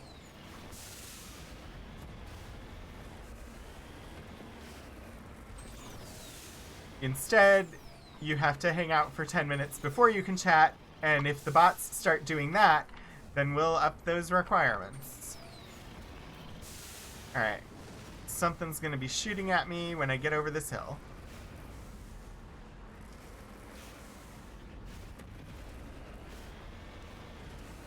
Oh, there they go shooting at me. Why don't you keep your missiles to yourself?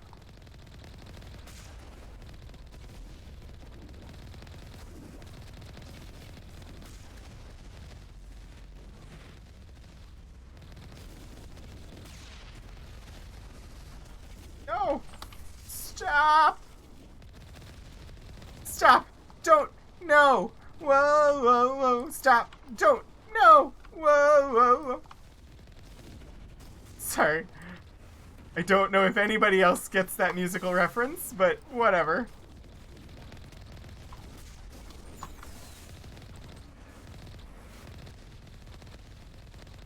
That is somewhat my superpower, is to have an obscure Broadway musical reference for just about any phrase.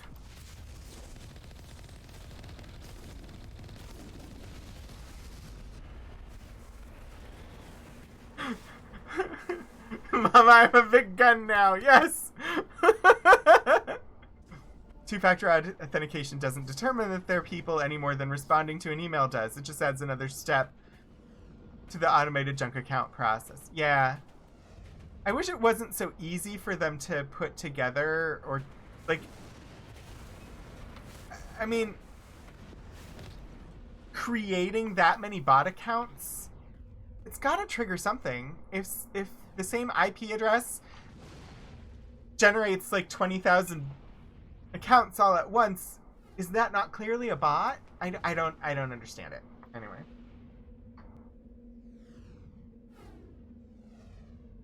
The Geth array is transmitting regular data bursts on an encrypted channel, using the Alliance's own FTL comm buoys. It's not clear where the data is being directed, nor the content of the signal.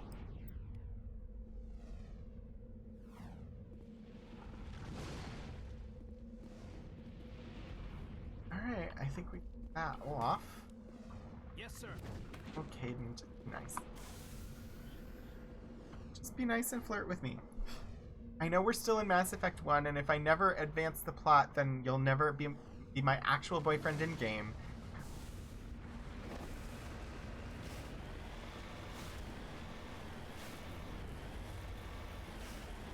Alright.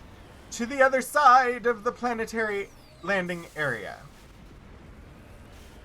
Yeah, there should be ways to track patterns. Lots of usernames that look very similar, created around the same time. Yeah. Well, and like, a number of the recent bots have all had like the same exact prefix. It's like the same username, just with a couple different letters or numbers tacked onto the end of it. And it's like, if you can't immediately see that that is a bot, or that's a bunch of bots, what are you doing? Like, just about every system out there can immediately identify that as a bot, but you let it exist, and even after your users have identified it as a bot and reported it, it's still there. It's still bannable. They haven't gotten rid of the accounts. So I really don't know what the fuck they're doing, but they are not protecting their minoritized streamers.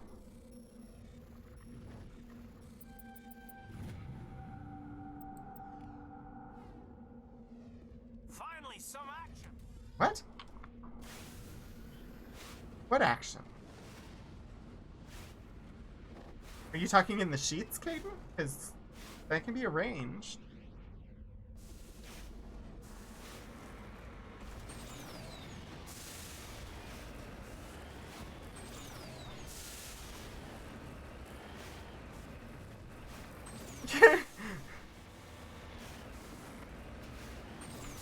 We literally started this game with Kaidan, and so far I like him. I mean, he's had his moments of, like, speciesism, and hopefully that doesn't become too much. They haven't been super overt, and they're kind of present in all the characters in the game. But mostly I like him. Alright, so I need to go east. Or southeast. This direction. Oh, and exactly the right direction, because now we're being jammed.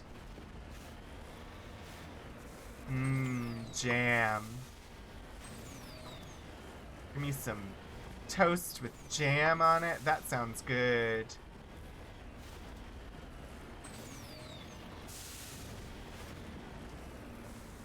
Oh, here we go.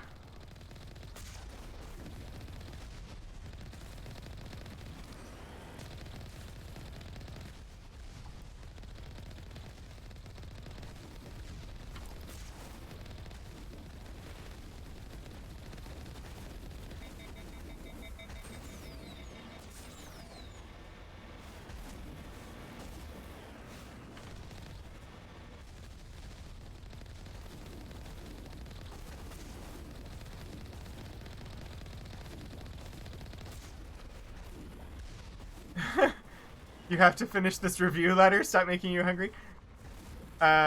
Review letter? Who are you reviewing? Or what are you reviewing?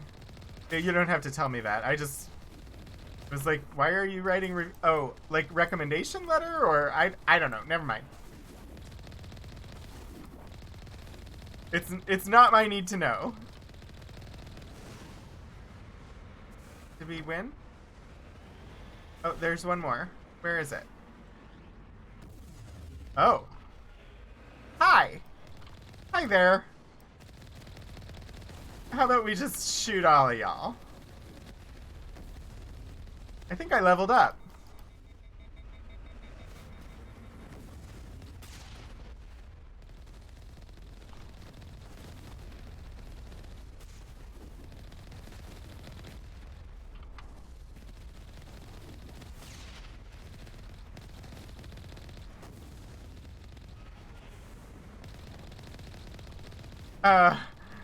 Simsilica, you're in dangerous territory there. Kira's always working.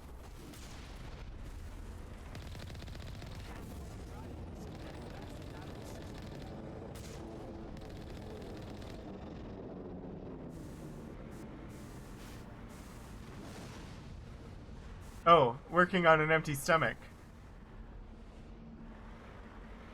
I thought you were asking why Kira I was focused on shooting things. I thought you were asking why Kira was working on a Sunday. Alright.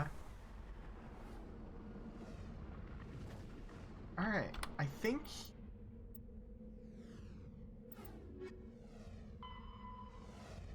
we've done 2 of them then.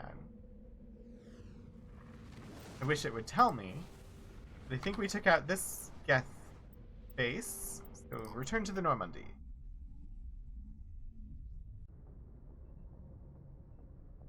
Right. 2 more systems.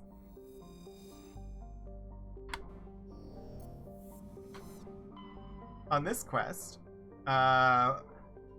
Let's head on over to Tereshkova.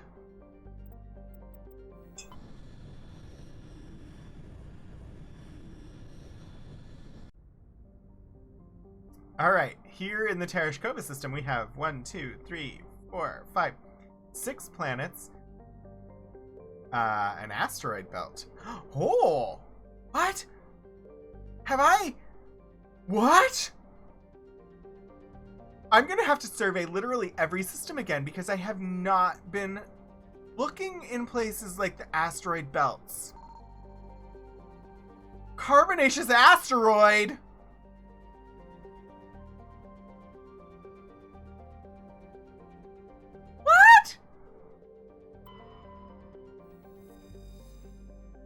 A dark asteroid of mixed carbonaceous materials, radius 42 kilometers.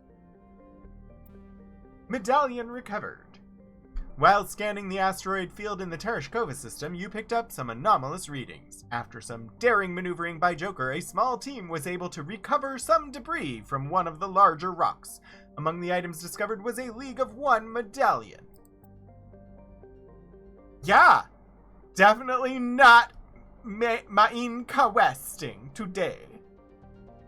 We will continue what we've been doing today, but main quest will have to wait until I survey literally every system again.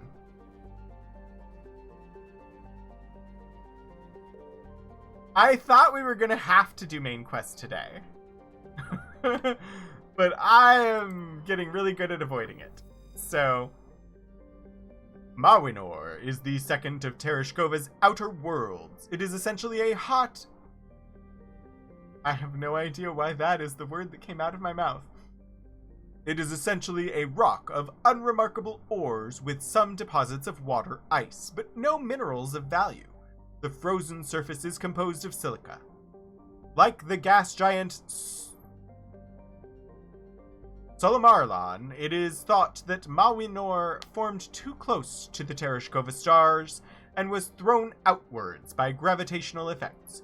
Computer models suggest it will be ejected from the system in a few hundred thousand years. Orbital period 662.7 Earth years. Radius 1,170 kilometers. Day length 61.8 Earth hours. Atmospheric pressure 0.00 Earth atmospheres. Surface temperature minus 228 Celsius. Surface gravity 0.08 G.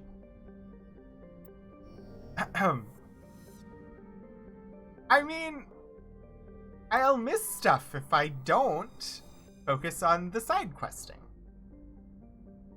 Go with chaos! Solomarlon is one of Tereshkova's two outer worlds, significantly removed from the rest of the system and with unstable elliptical orbits. It is thought that they may have formed within 3 AU of the binary stars and were hurled outward due to the instability of such an orbit. Solomarlon is a hydrogen-helium gas giant with significant quantities of sodium in the upper atmosphere, giving it a distinct gray color. Orbital period 399.7 Earth years. Radius 69,862 kilometers. Day length 14.4 Earth hours. What do we have next? Next we have the juice. The juice. I don't think it's actually the juice, but that's what I'm going to say. The juice is a terrestrial world with an atmosphere of chlorine and krypton. The surface is mainly composed of silicates with deposits of carbon. The juice has a low mass for its size and is tidally locked to the star Tereshkova A. The temperature difference between the sunward hot pole and the dark side cold pole creates constant gale force winds across the terminator. Orbital period 25.3 Earth years. Radius 5,130 kilometers. Day length 5.2 Earth years. Atmospheric pressure 0.49 Earth atmospheres. Surface temperature minus 141 Celsius. And surface gravity 0.47 G. Woof! Reading them fast is fun, but I also stumble quite a lot. Survey. We got some mercury.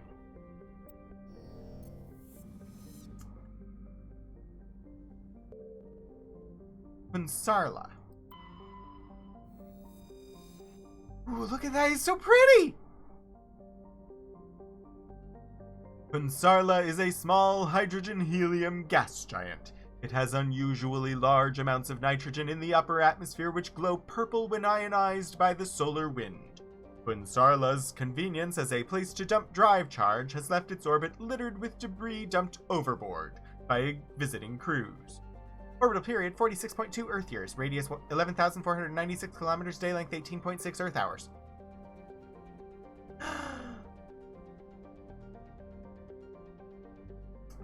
Adventures of Tony is practicing their roguish skills by lurking in the shadows. They may be preparing a sneak attack. Enjoy your lurk, Tony.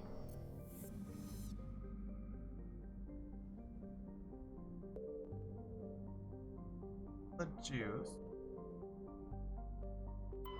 Pantamarlus.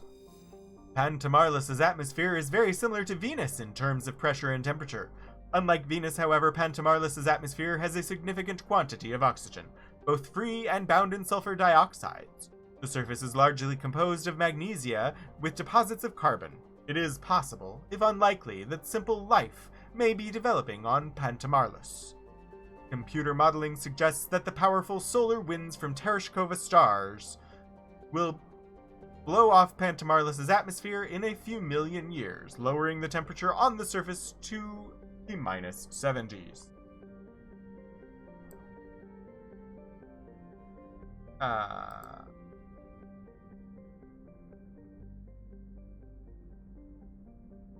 I got some buffering.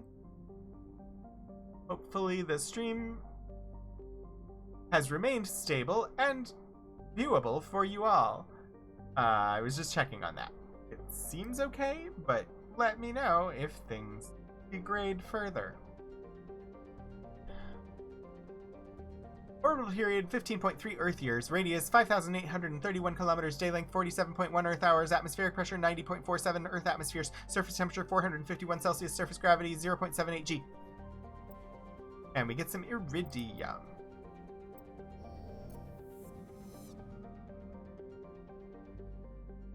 I think my internet is being sad. Because when is it not? I have stupid internet. I'm currently showing stable. Streamlabs doesn't detect any events. Twitch Inspector is showing me that there have been events. Hopefully it resolves shortly. Very frustrating. Give me better internet, Chantal.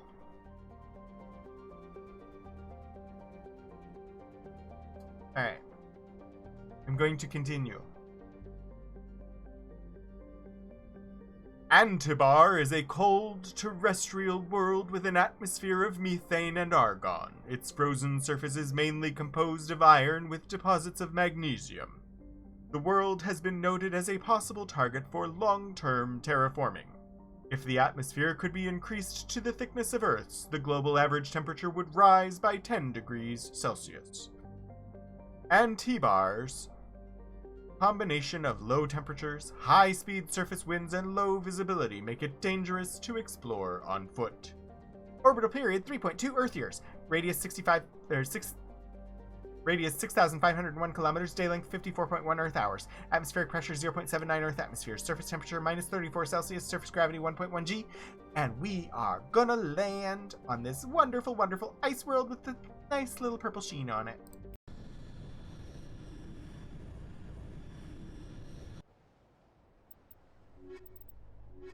Because the cold never bothered me anyway.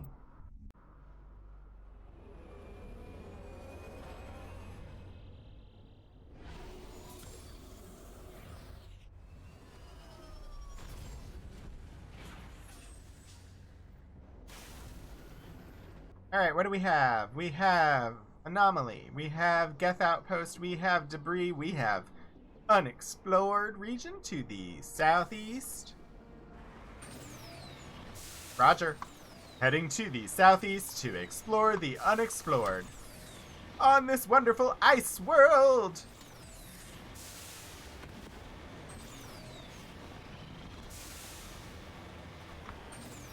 Zoom.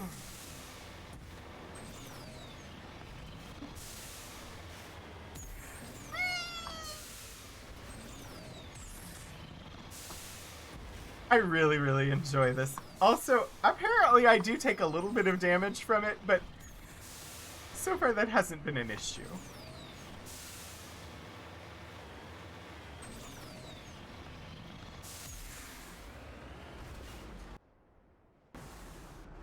I go over this hill, we'll get over toward the corner, we'll see if anything's there. Oh, come on. You can go over this hill.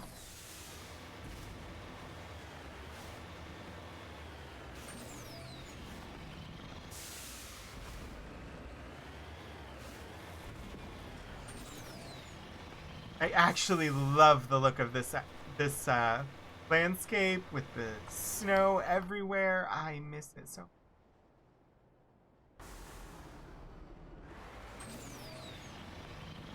Hey, look, we're rewarded with some minerals.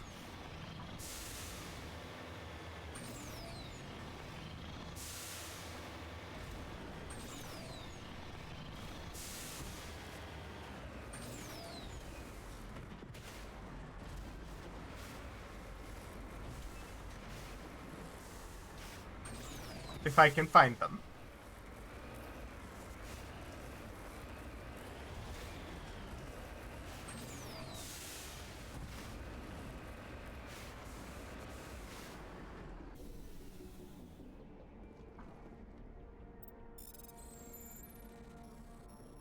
Kira, while you're here, you should tell people what you thought of my character last night.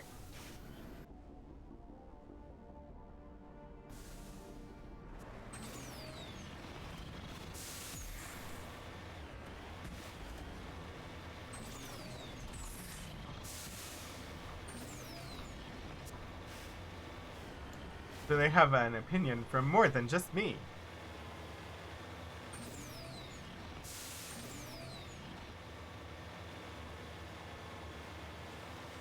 That's so pretty!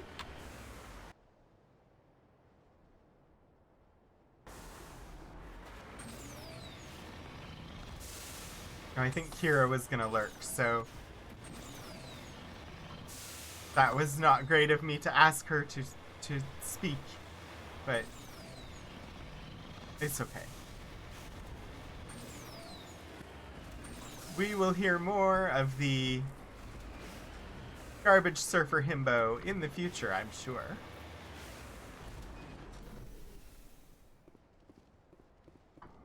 Mercury concert. It's too much pressure right now. You don't know what I said.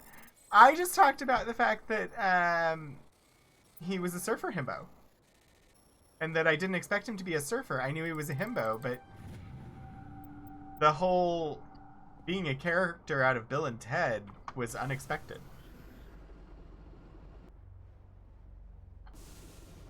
I said that I think that people enjoyed him. But, like, I don't know. I enjoyed playing him. But I don't know if everybody else was entertained.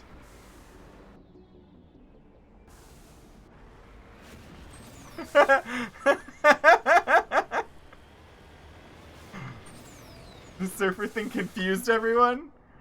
I mean, it just sort of came out and then it was like, this is who he is.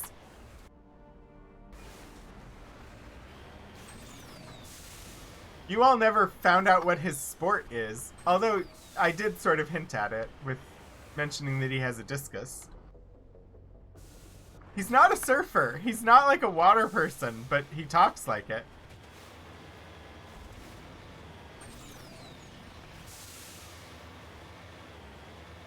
He's very much a pentathlon person.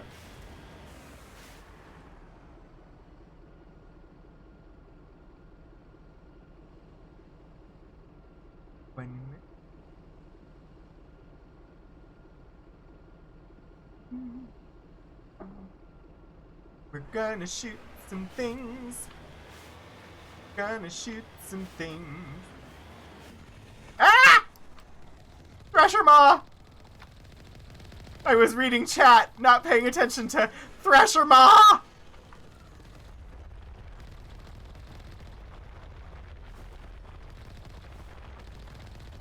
Die, sensory tentacle!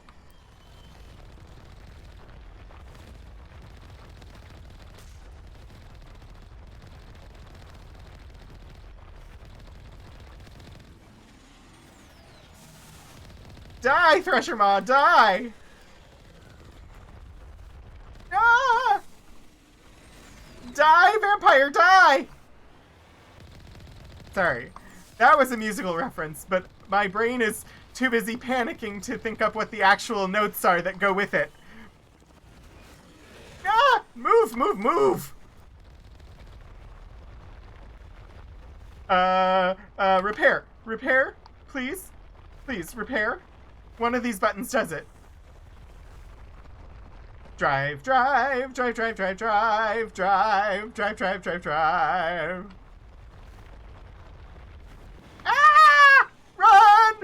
run away, run away! No, move, move!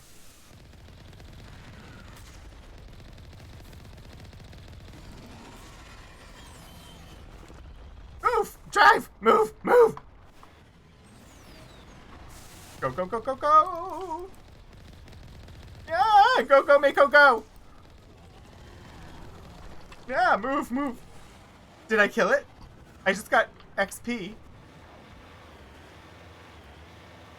I think I survived the Thresher Maw. I don't think these people did.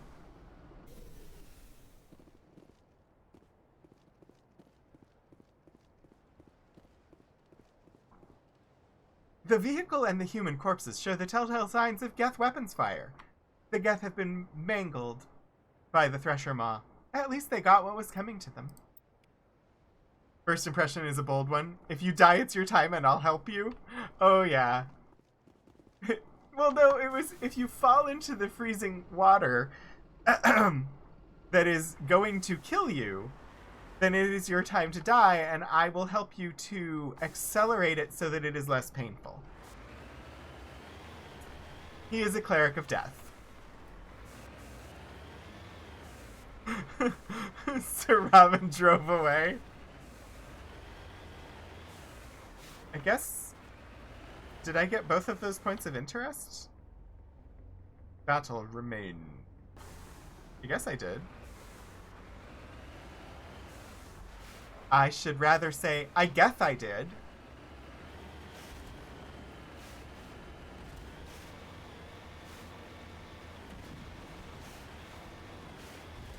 Alright, this is a questiony mark over here. I don't know what it is. Let's find out. Prothean Ruin.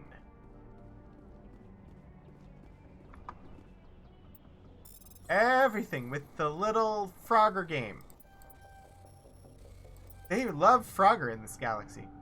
Searching the ruins, you recover a Prothean data disk. It must have been dropped by one of the Thresher Maw's many victims.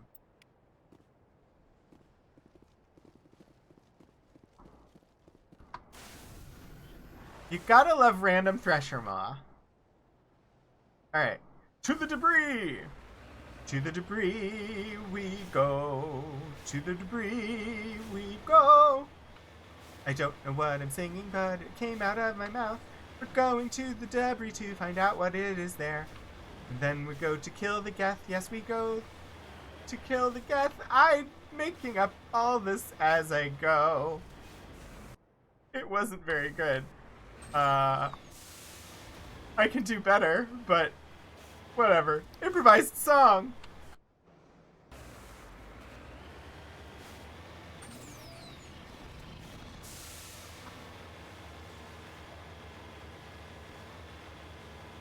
To the debris we go.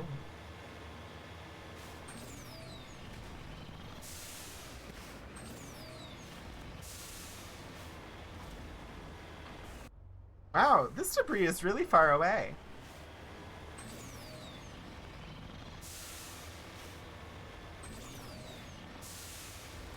It's on the other side of this mountain, I think. There it is. Please don't be another Thresher Maw. We're being jammed. I should probably save. I haven't saved in quite a long time. I haven't saved since the Citadel. This is my third planet.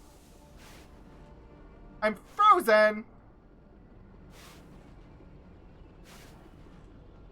Can you all hear me?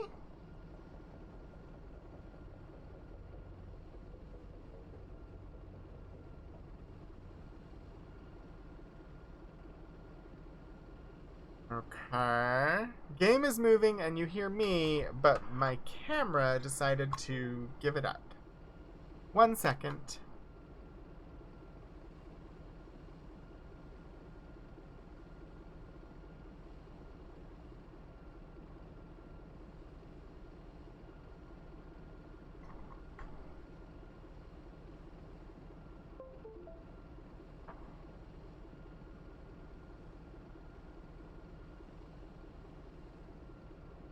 Camera. Hi, Orangitis. My camera has decided it wants to function sillily. Hi! I think I am back and moving again. Is that an accurate statement that I am moving again for you as well?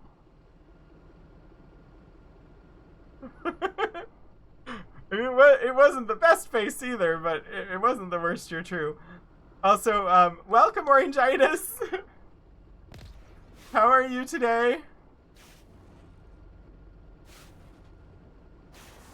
Do let me know. Am I moving again? I think I am.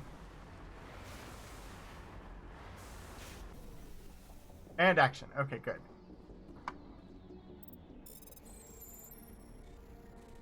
Yeah, I don't know what happened. But my camera just decided it didn't want to transmit signal anymore, I guess. Yes, bypass failed. We will try again.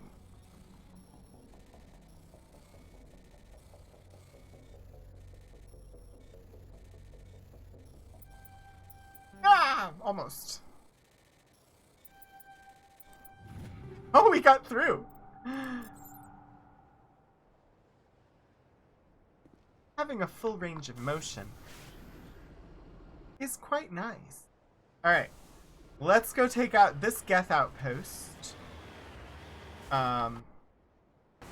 It is up... I think it's going to be up on top of that ridge.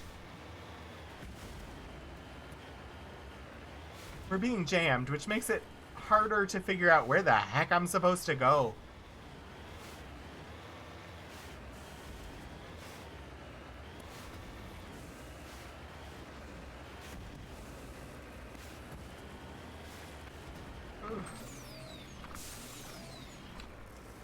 I'm choosing the wrong directions. Onward and upward to victory! Up. We made it up that part. Now we just have to go up here. I don't know which direction they expect me to come from. Up. And now we're being shot at. Always. Oh my gosh, look! Is that? That's it! It's not up here. It's down there. Let's shoot them. How about? That seems like the right thing to do. Let's just shoot them until they're dead. Yep. Hello. Goodbye. Hello, goodbye. Hello, goodbye.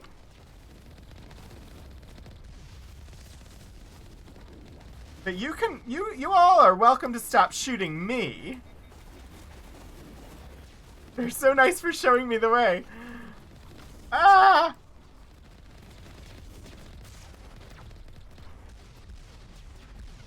I like getting stuck.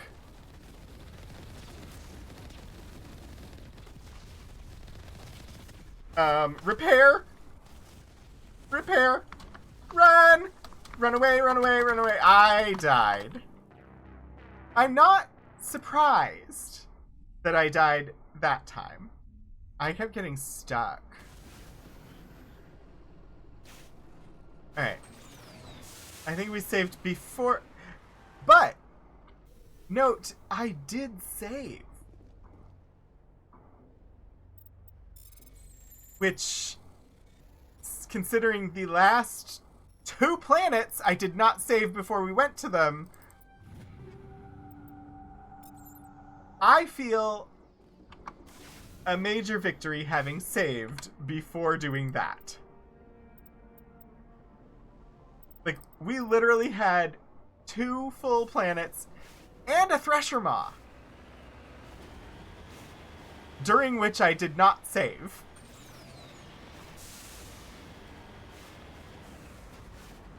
I could feel that my time was arriving, where saving was becoming necessary. Let's see.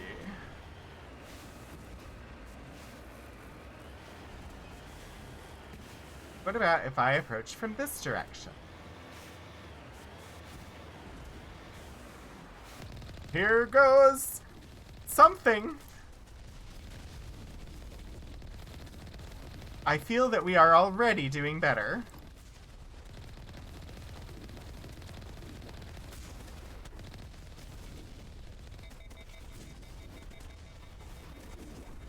In that I have actually killed some of them this time.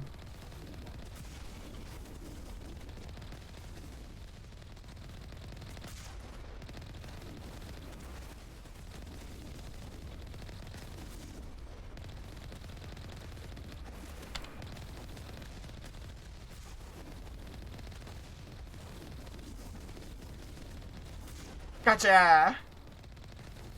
Alright. Only, like, too many to go. We're doing okay, we're doing okay. We're gonna survive, we're gonna survive. I know we're doing okay, we're gonna survive. We're doing okay, we're gonna survive. There's one more one on the map. Why won't you die? And now their dropship comes. And drops things.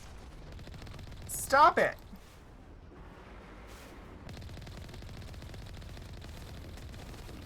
The Marines have arrived. The Geth zombie Marines have arrived. They aren't gonna survive me. One more outpost left. The sooner we get rid of it, the sooner this cluster's secure. Yay!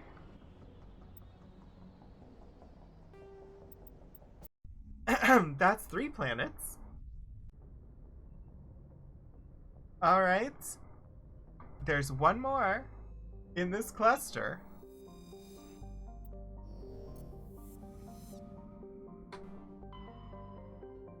Wait. Antibar was it? Did we... Carbonaceous asteroid? We did. Okay. Okay. Now I have to just, like, search everywhere to see if there's more random asteroids. Gagarin. We will travel to the Gagarin system. Yuri Gagarin. And in the Gagarin system, I do not see an asteroid belt, so that's good. We have Antirumgon. Antirumgon? Antirumgon is a small rock and ice planet with a trace atmosphere of methane and ethane. The frozen surface is mainly composed of carbon with deposits of calcium. Antirumgon has been used as a crude anchorage for Terminus pirates for many years. The shells of temporary dwellings blasted by Alliance frigate patrols dot the surface. But always, the pirates return to ground their ship's drive charges, chip out some water ice, and trade slaves and stories. The deeper layers of Antirumgon's interior are semi-liquid slush. Due to the presence of menthanol, it is thought that the bacterium in the deep core create this natural antifreeze. Some species of Terminus pirate drill through the ice crust to recover this natural alcohol. Orbital period 4.0 Earth years. Radius 9,508 kilometers. Day length 32.1 Earth hours. Atmospheric pressure 0.00 Earth atmospheres. Surface temperature minus 178 Celsius. Surface gravity 0.90. And we got some cobalt.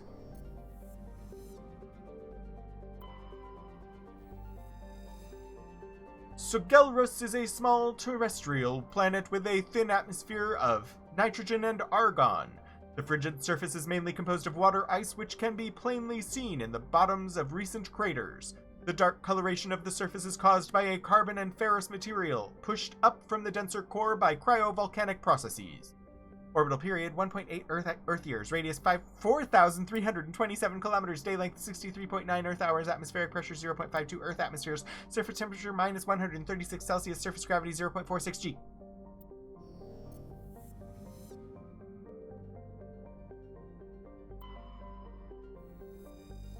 Rayengri is a small, barren terrestrial world. While it possesses a reasonably temperate climate and number of useful resources, no mining corporation is willing to risk investment.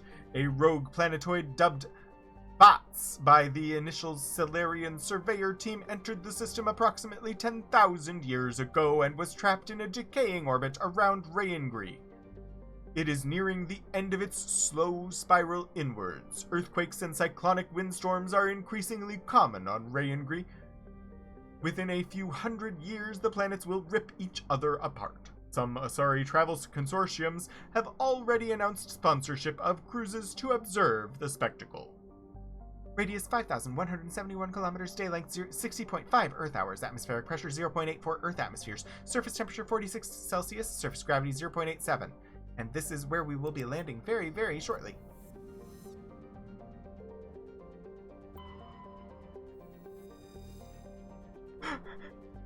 Prussia is a relatively small hydrogen-helium gas giant with large amounts of hydrocarbons in the middle layers of the atmosphere. When the Krogan rebellions ended 3 millennia ago, the Turian chief of naval operations, a distinguished soldier named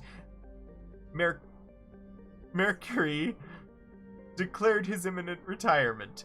He disappeared into what was then uncharted territory. It was only 200 years ago that his ship was found on the surface of Prussia's largest moon. It had landed gently and but deliberately shut down. Of Admiral Mercury, however, no trace was ever found. Orbital period 0.7 Earth years. Radius 38,482 kilometers, day length 16.2 Earth hours, and if you were to position your ship underneath this planet, you would be under Prussia.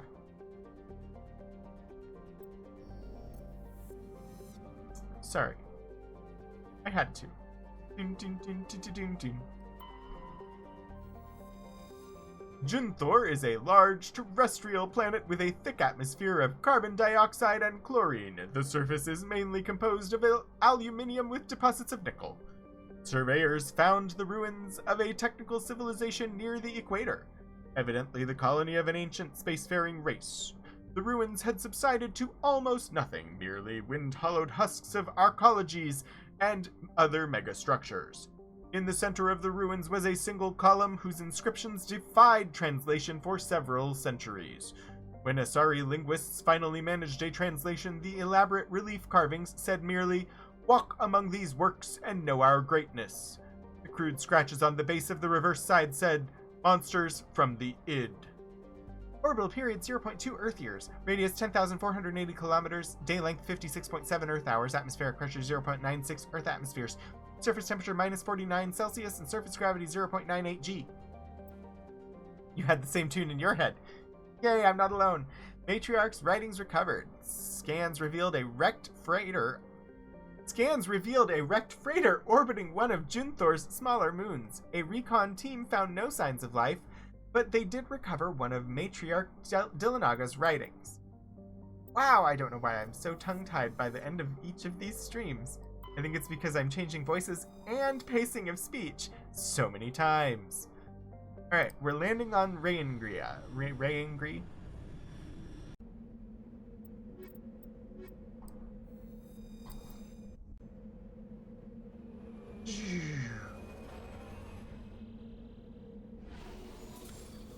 Yeah, I would say that is very close.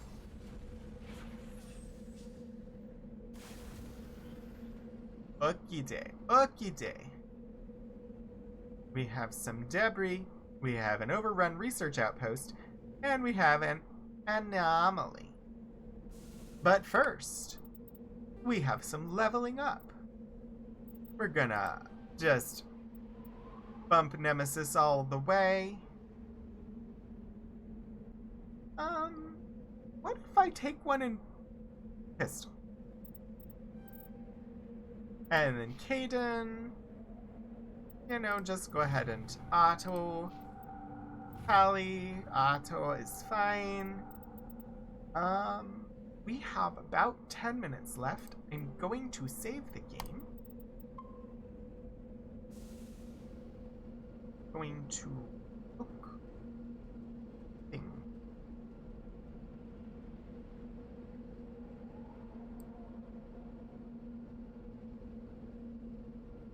Not, which makes sense because we still have 10 minutes. Just double checking things, making sure I know what's going on. In about 9 minutes, we will be raiding over to the GaryCon Live channel for the wonderful and completely chaotic, amazing goodness that is the Gax Pack, DM'd by Jason Charles Miller, and with players B. Dave Walters, Abria Abria is not presently on. B. Dave Walters, Adriana Cazador, Vivid Vivka, Eric Campbell, and Eliza Pearl. Playing old D&D modules adapted to 5th edition. And strung together as a campaign, which has been absolutely amazing. They are hilarious and so good at playing and well worth watching. If you have not watched before, just join in for the wonderful chaos.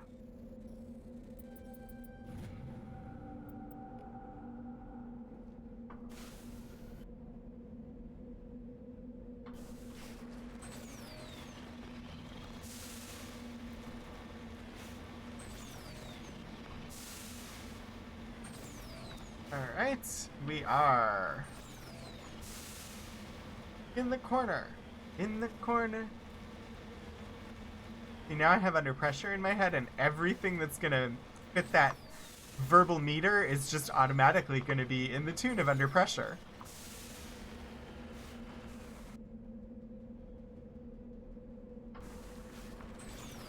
We're heading for the debris that is located to the north of our position. Yes, Joker. Yeah, gotcha, Joker. I am aware. I can see the little red line.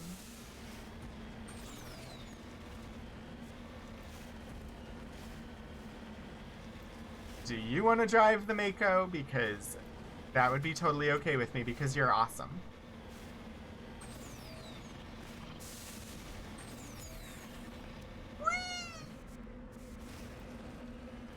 Alright.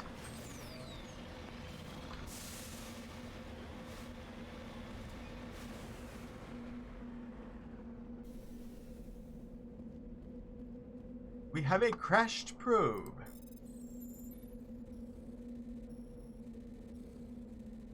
Boop, boop, boop, boop, boop. I'm getting better at them. I still hate them, but I'm getting better at them. Don't think we have time to take on the Overrun Research Outpost. At least not today. That's gotta wait until next week. I think it's about time for us to save and end the game for the day. So let me go ahead and do that. Let me go ahead and I'm just gonna oh, this, that, is, and now there's no music, and it's looking up there. Got some sound effects for you. We'll switch over to the chat scene. Anyway, so I definitely want to thank everybody for stopping by today. I've had a fun time avoiding all main quest. I thought we were gonna have to do main quest, but we've managed to find a few more stray side quests out there, and next time we're gonna have to survey literally every system again to see if there's any asteroid belts that we missed that had asteroids in them for us to look at. Like, we're serious. Eventually we will have to take on one of those two main quests that are sitting there and have been since day one. But today is not that day. And I'm guessing next Sunday probably isn't either. But soon. And for the rest of our lives, we will have done that quest. Anyway. Yeah.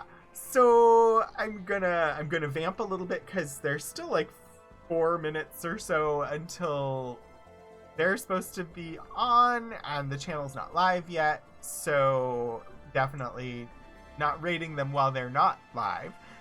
But we will be heading over to the GaryCon Live channel for the Gax Pack as I said, GM'd by Jason Charles Miller, who is absolutely amazing, and has been bringing some really epic songs to the campaign that they've been playing.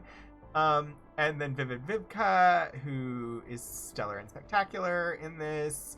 Adriana Cazador, B. Dave Walters, Eric Campbell, and Eliza Pearl, bringing us zany shenanigans every week. As for me, I will be back tomorrow, and my stream tomorrow is more of. Hang on, I'm typing. Blah, blah, blah. They just went live. Seriously. Nope. Whoops. I just made a clip by mistake. Anyway.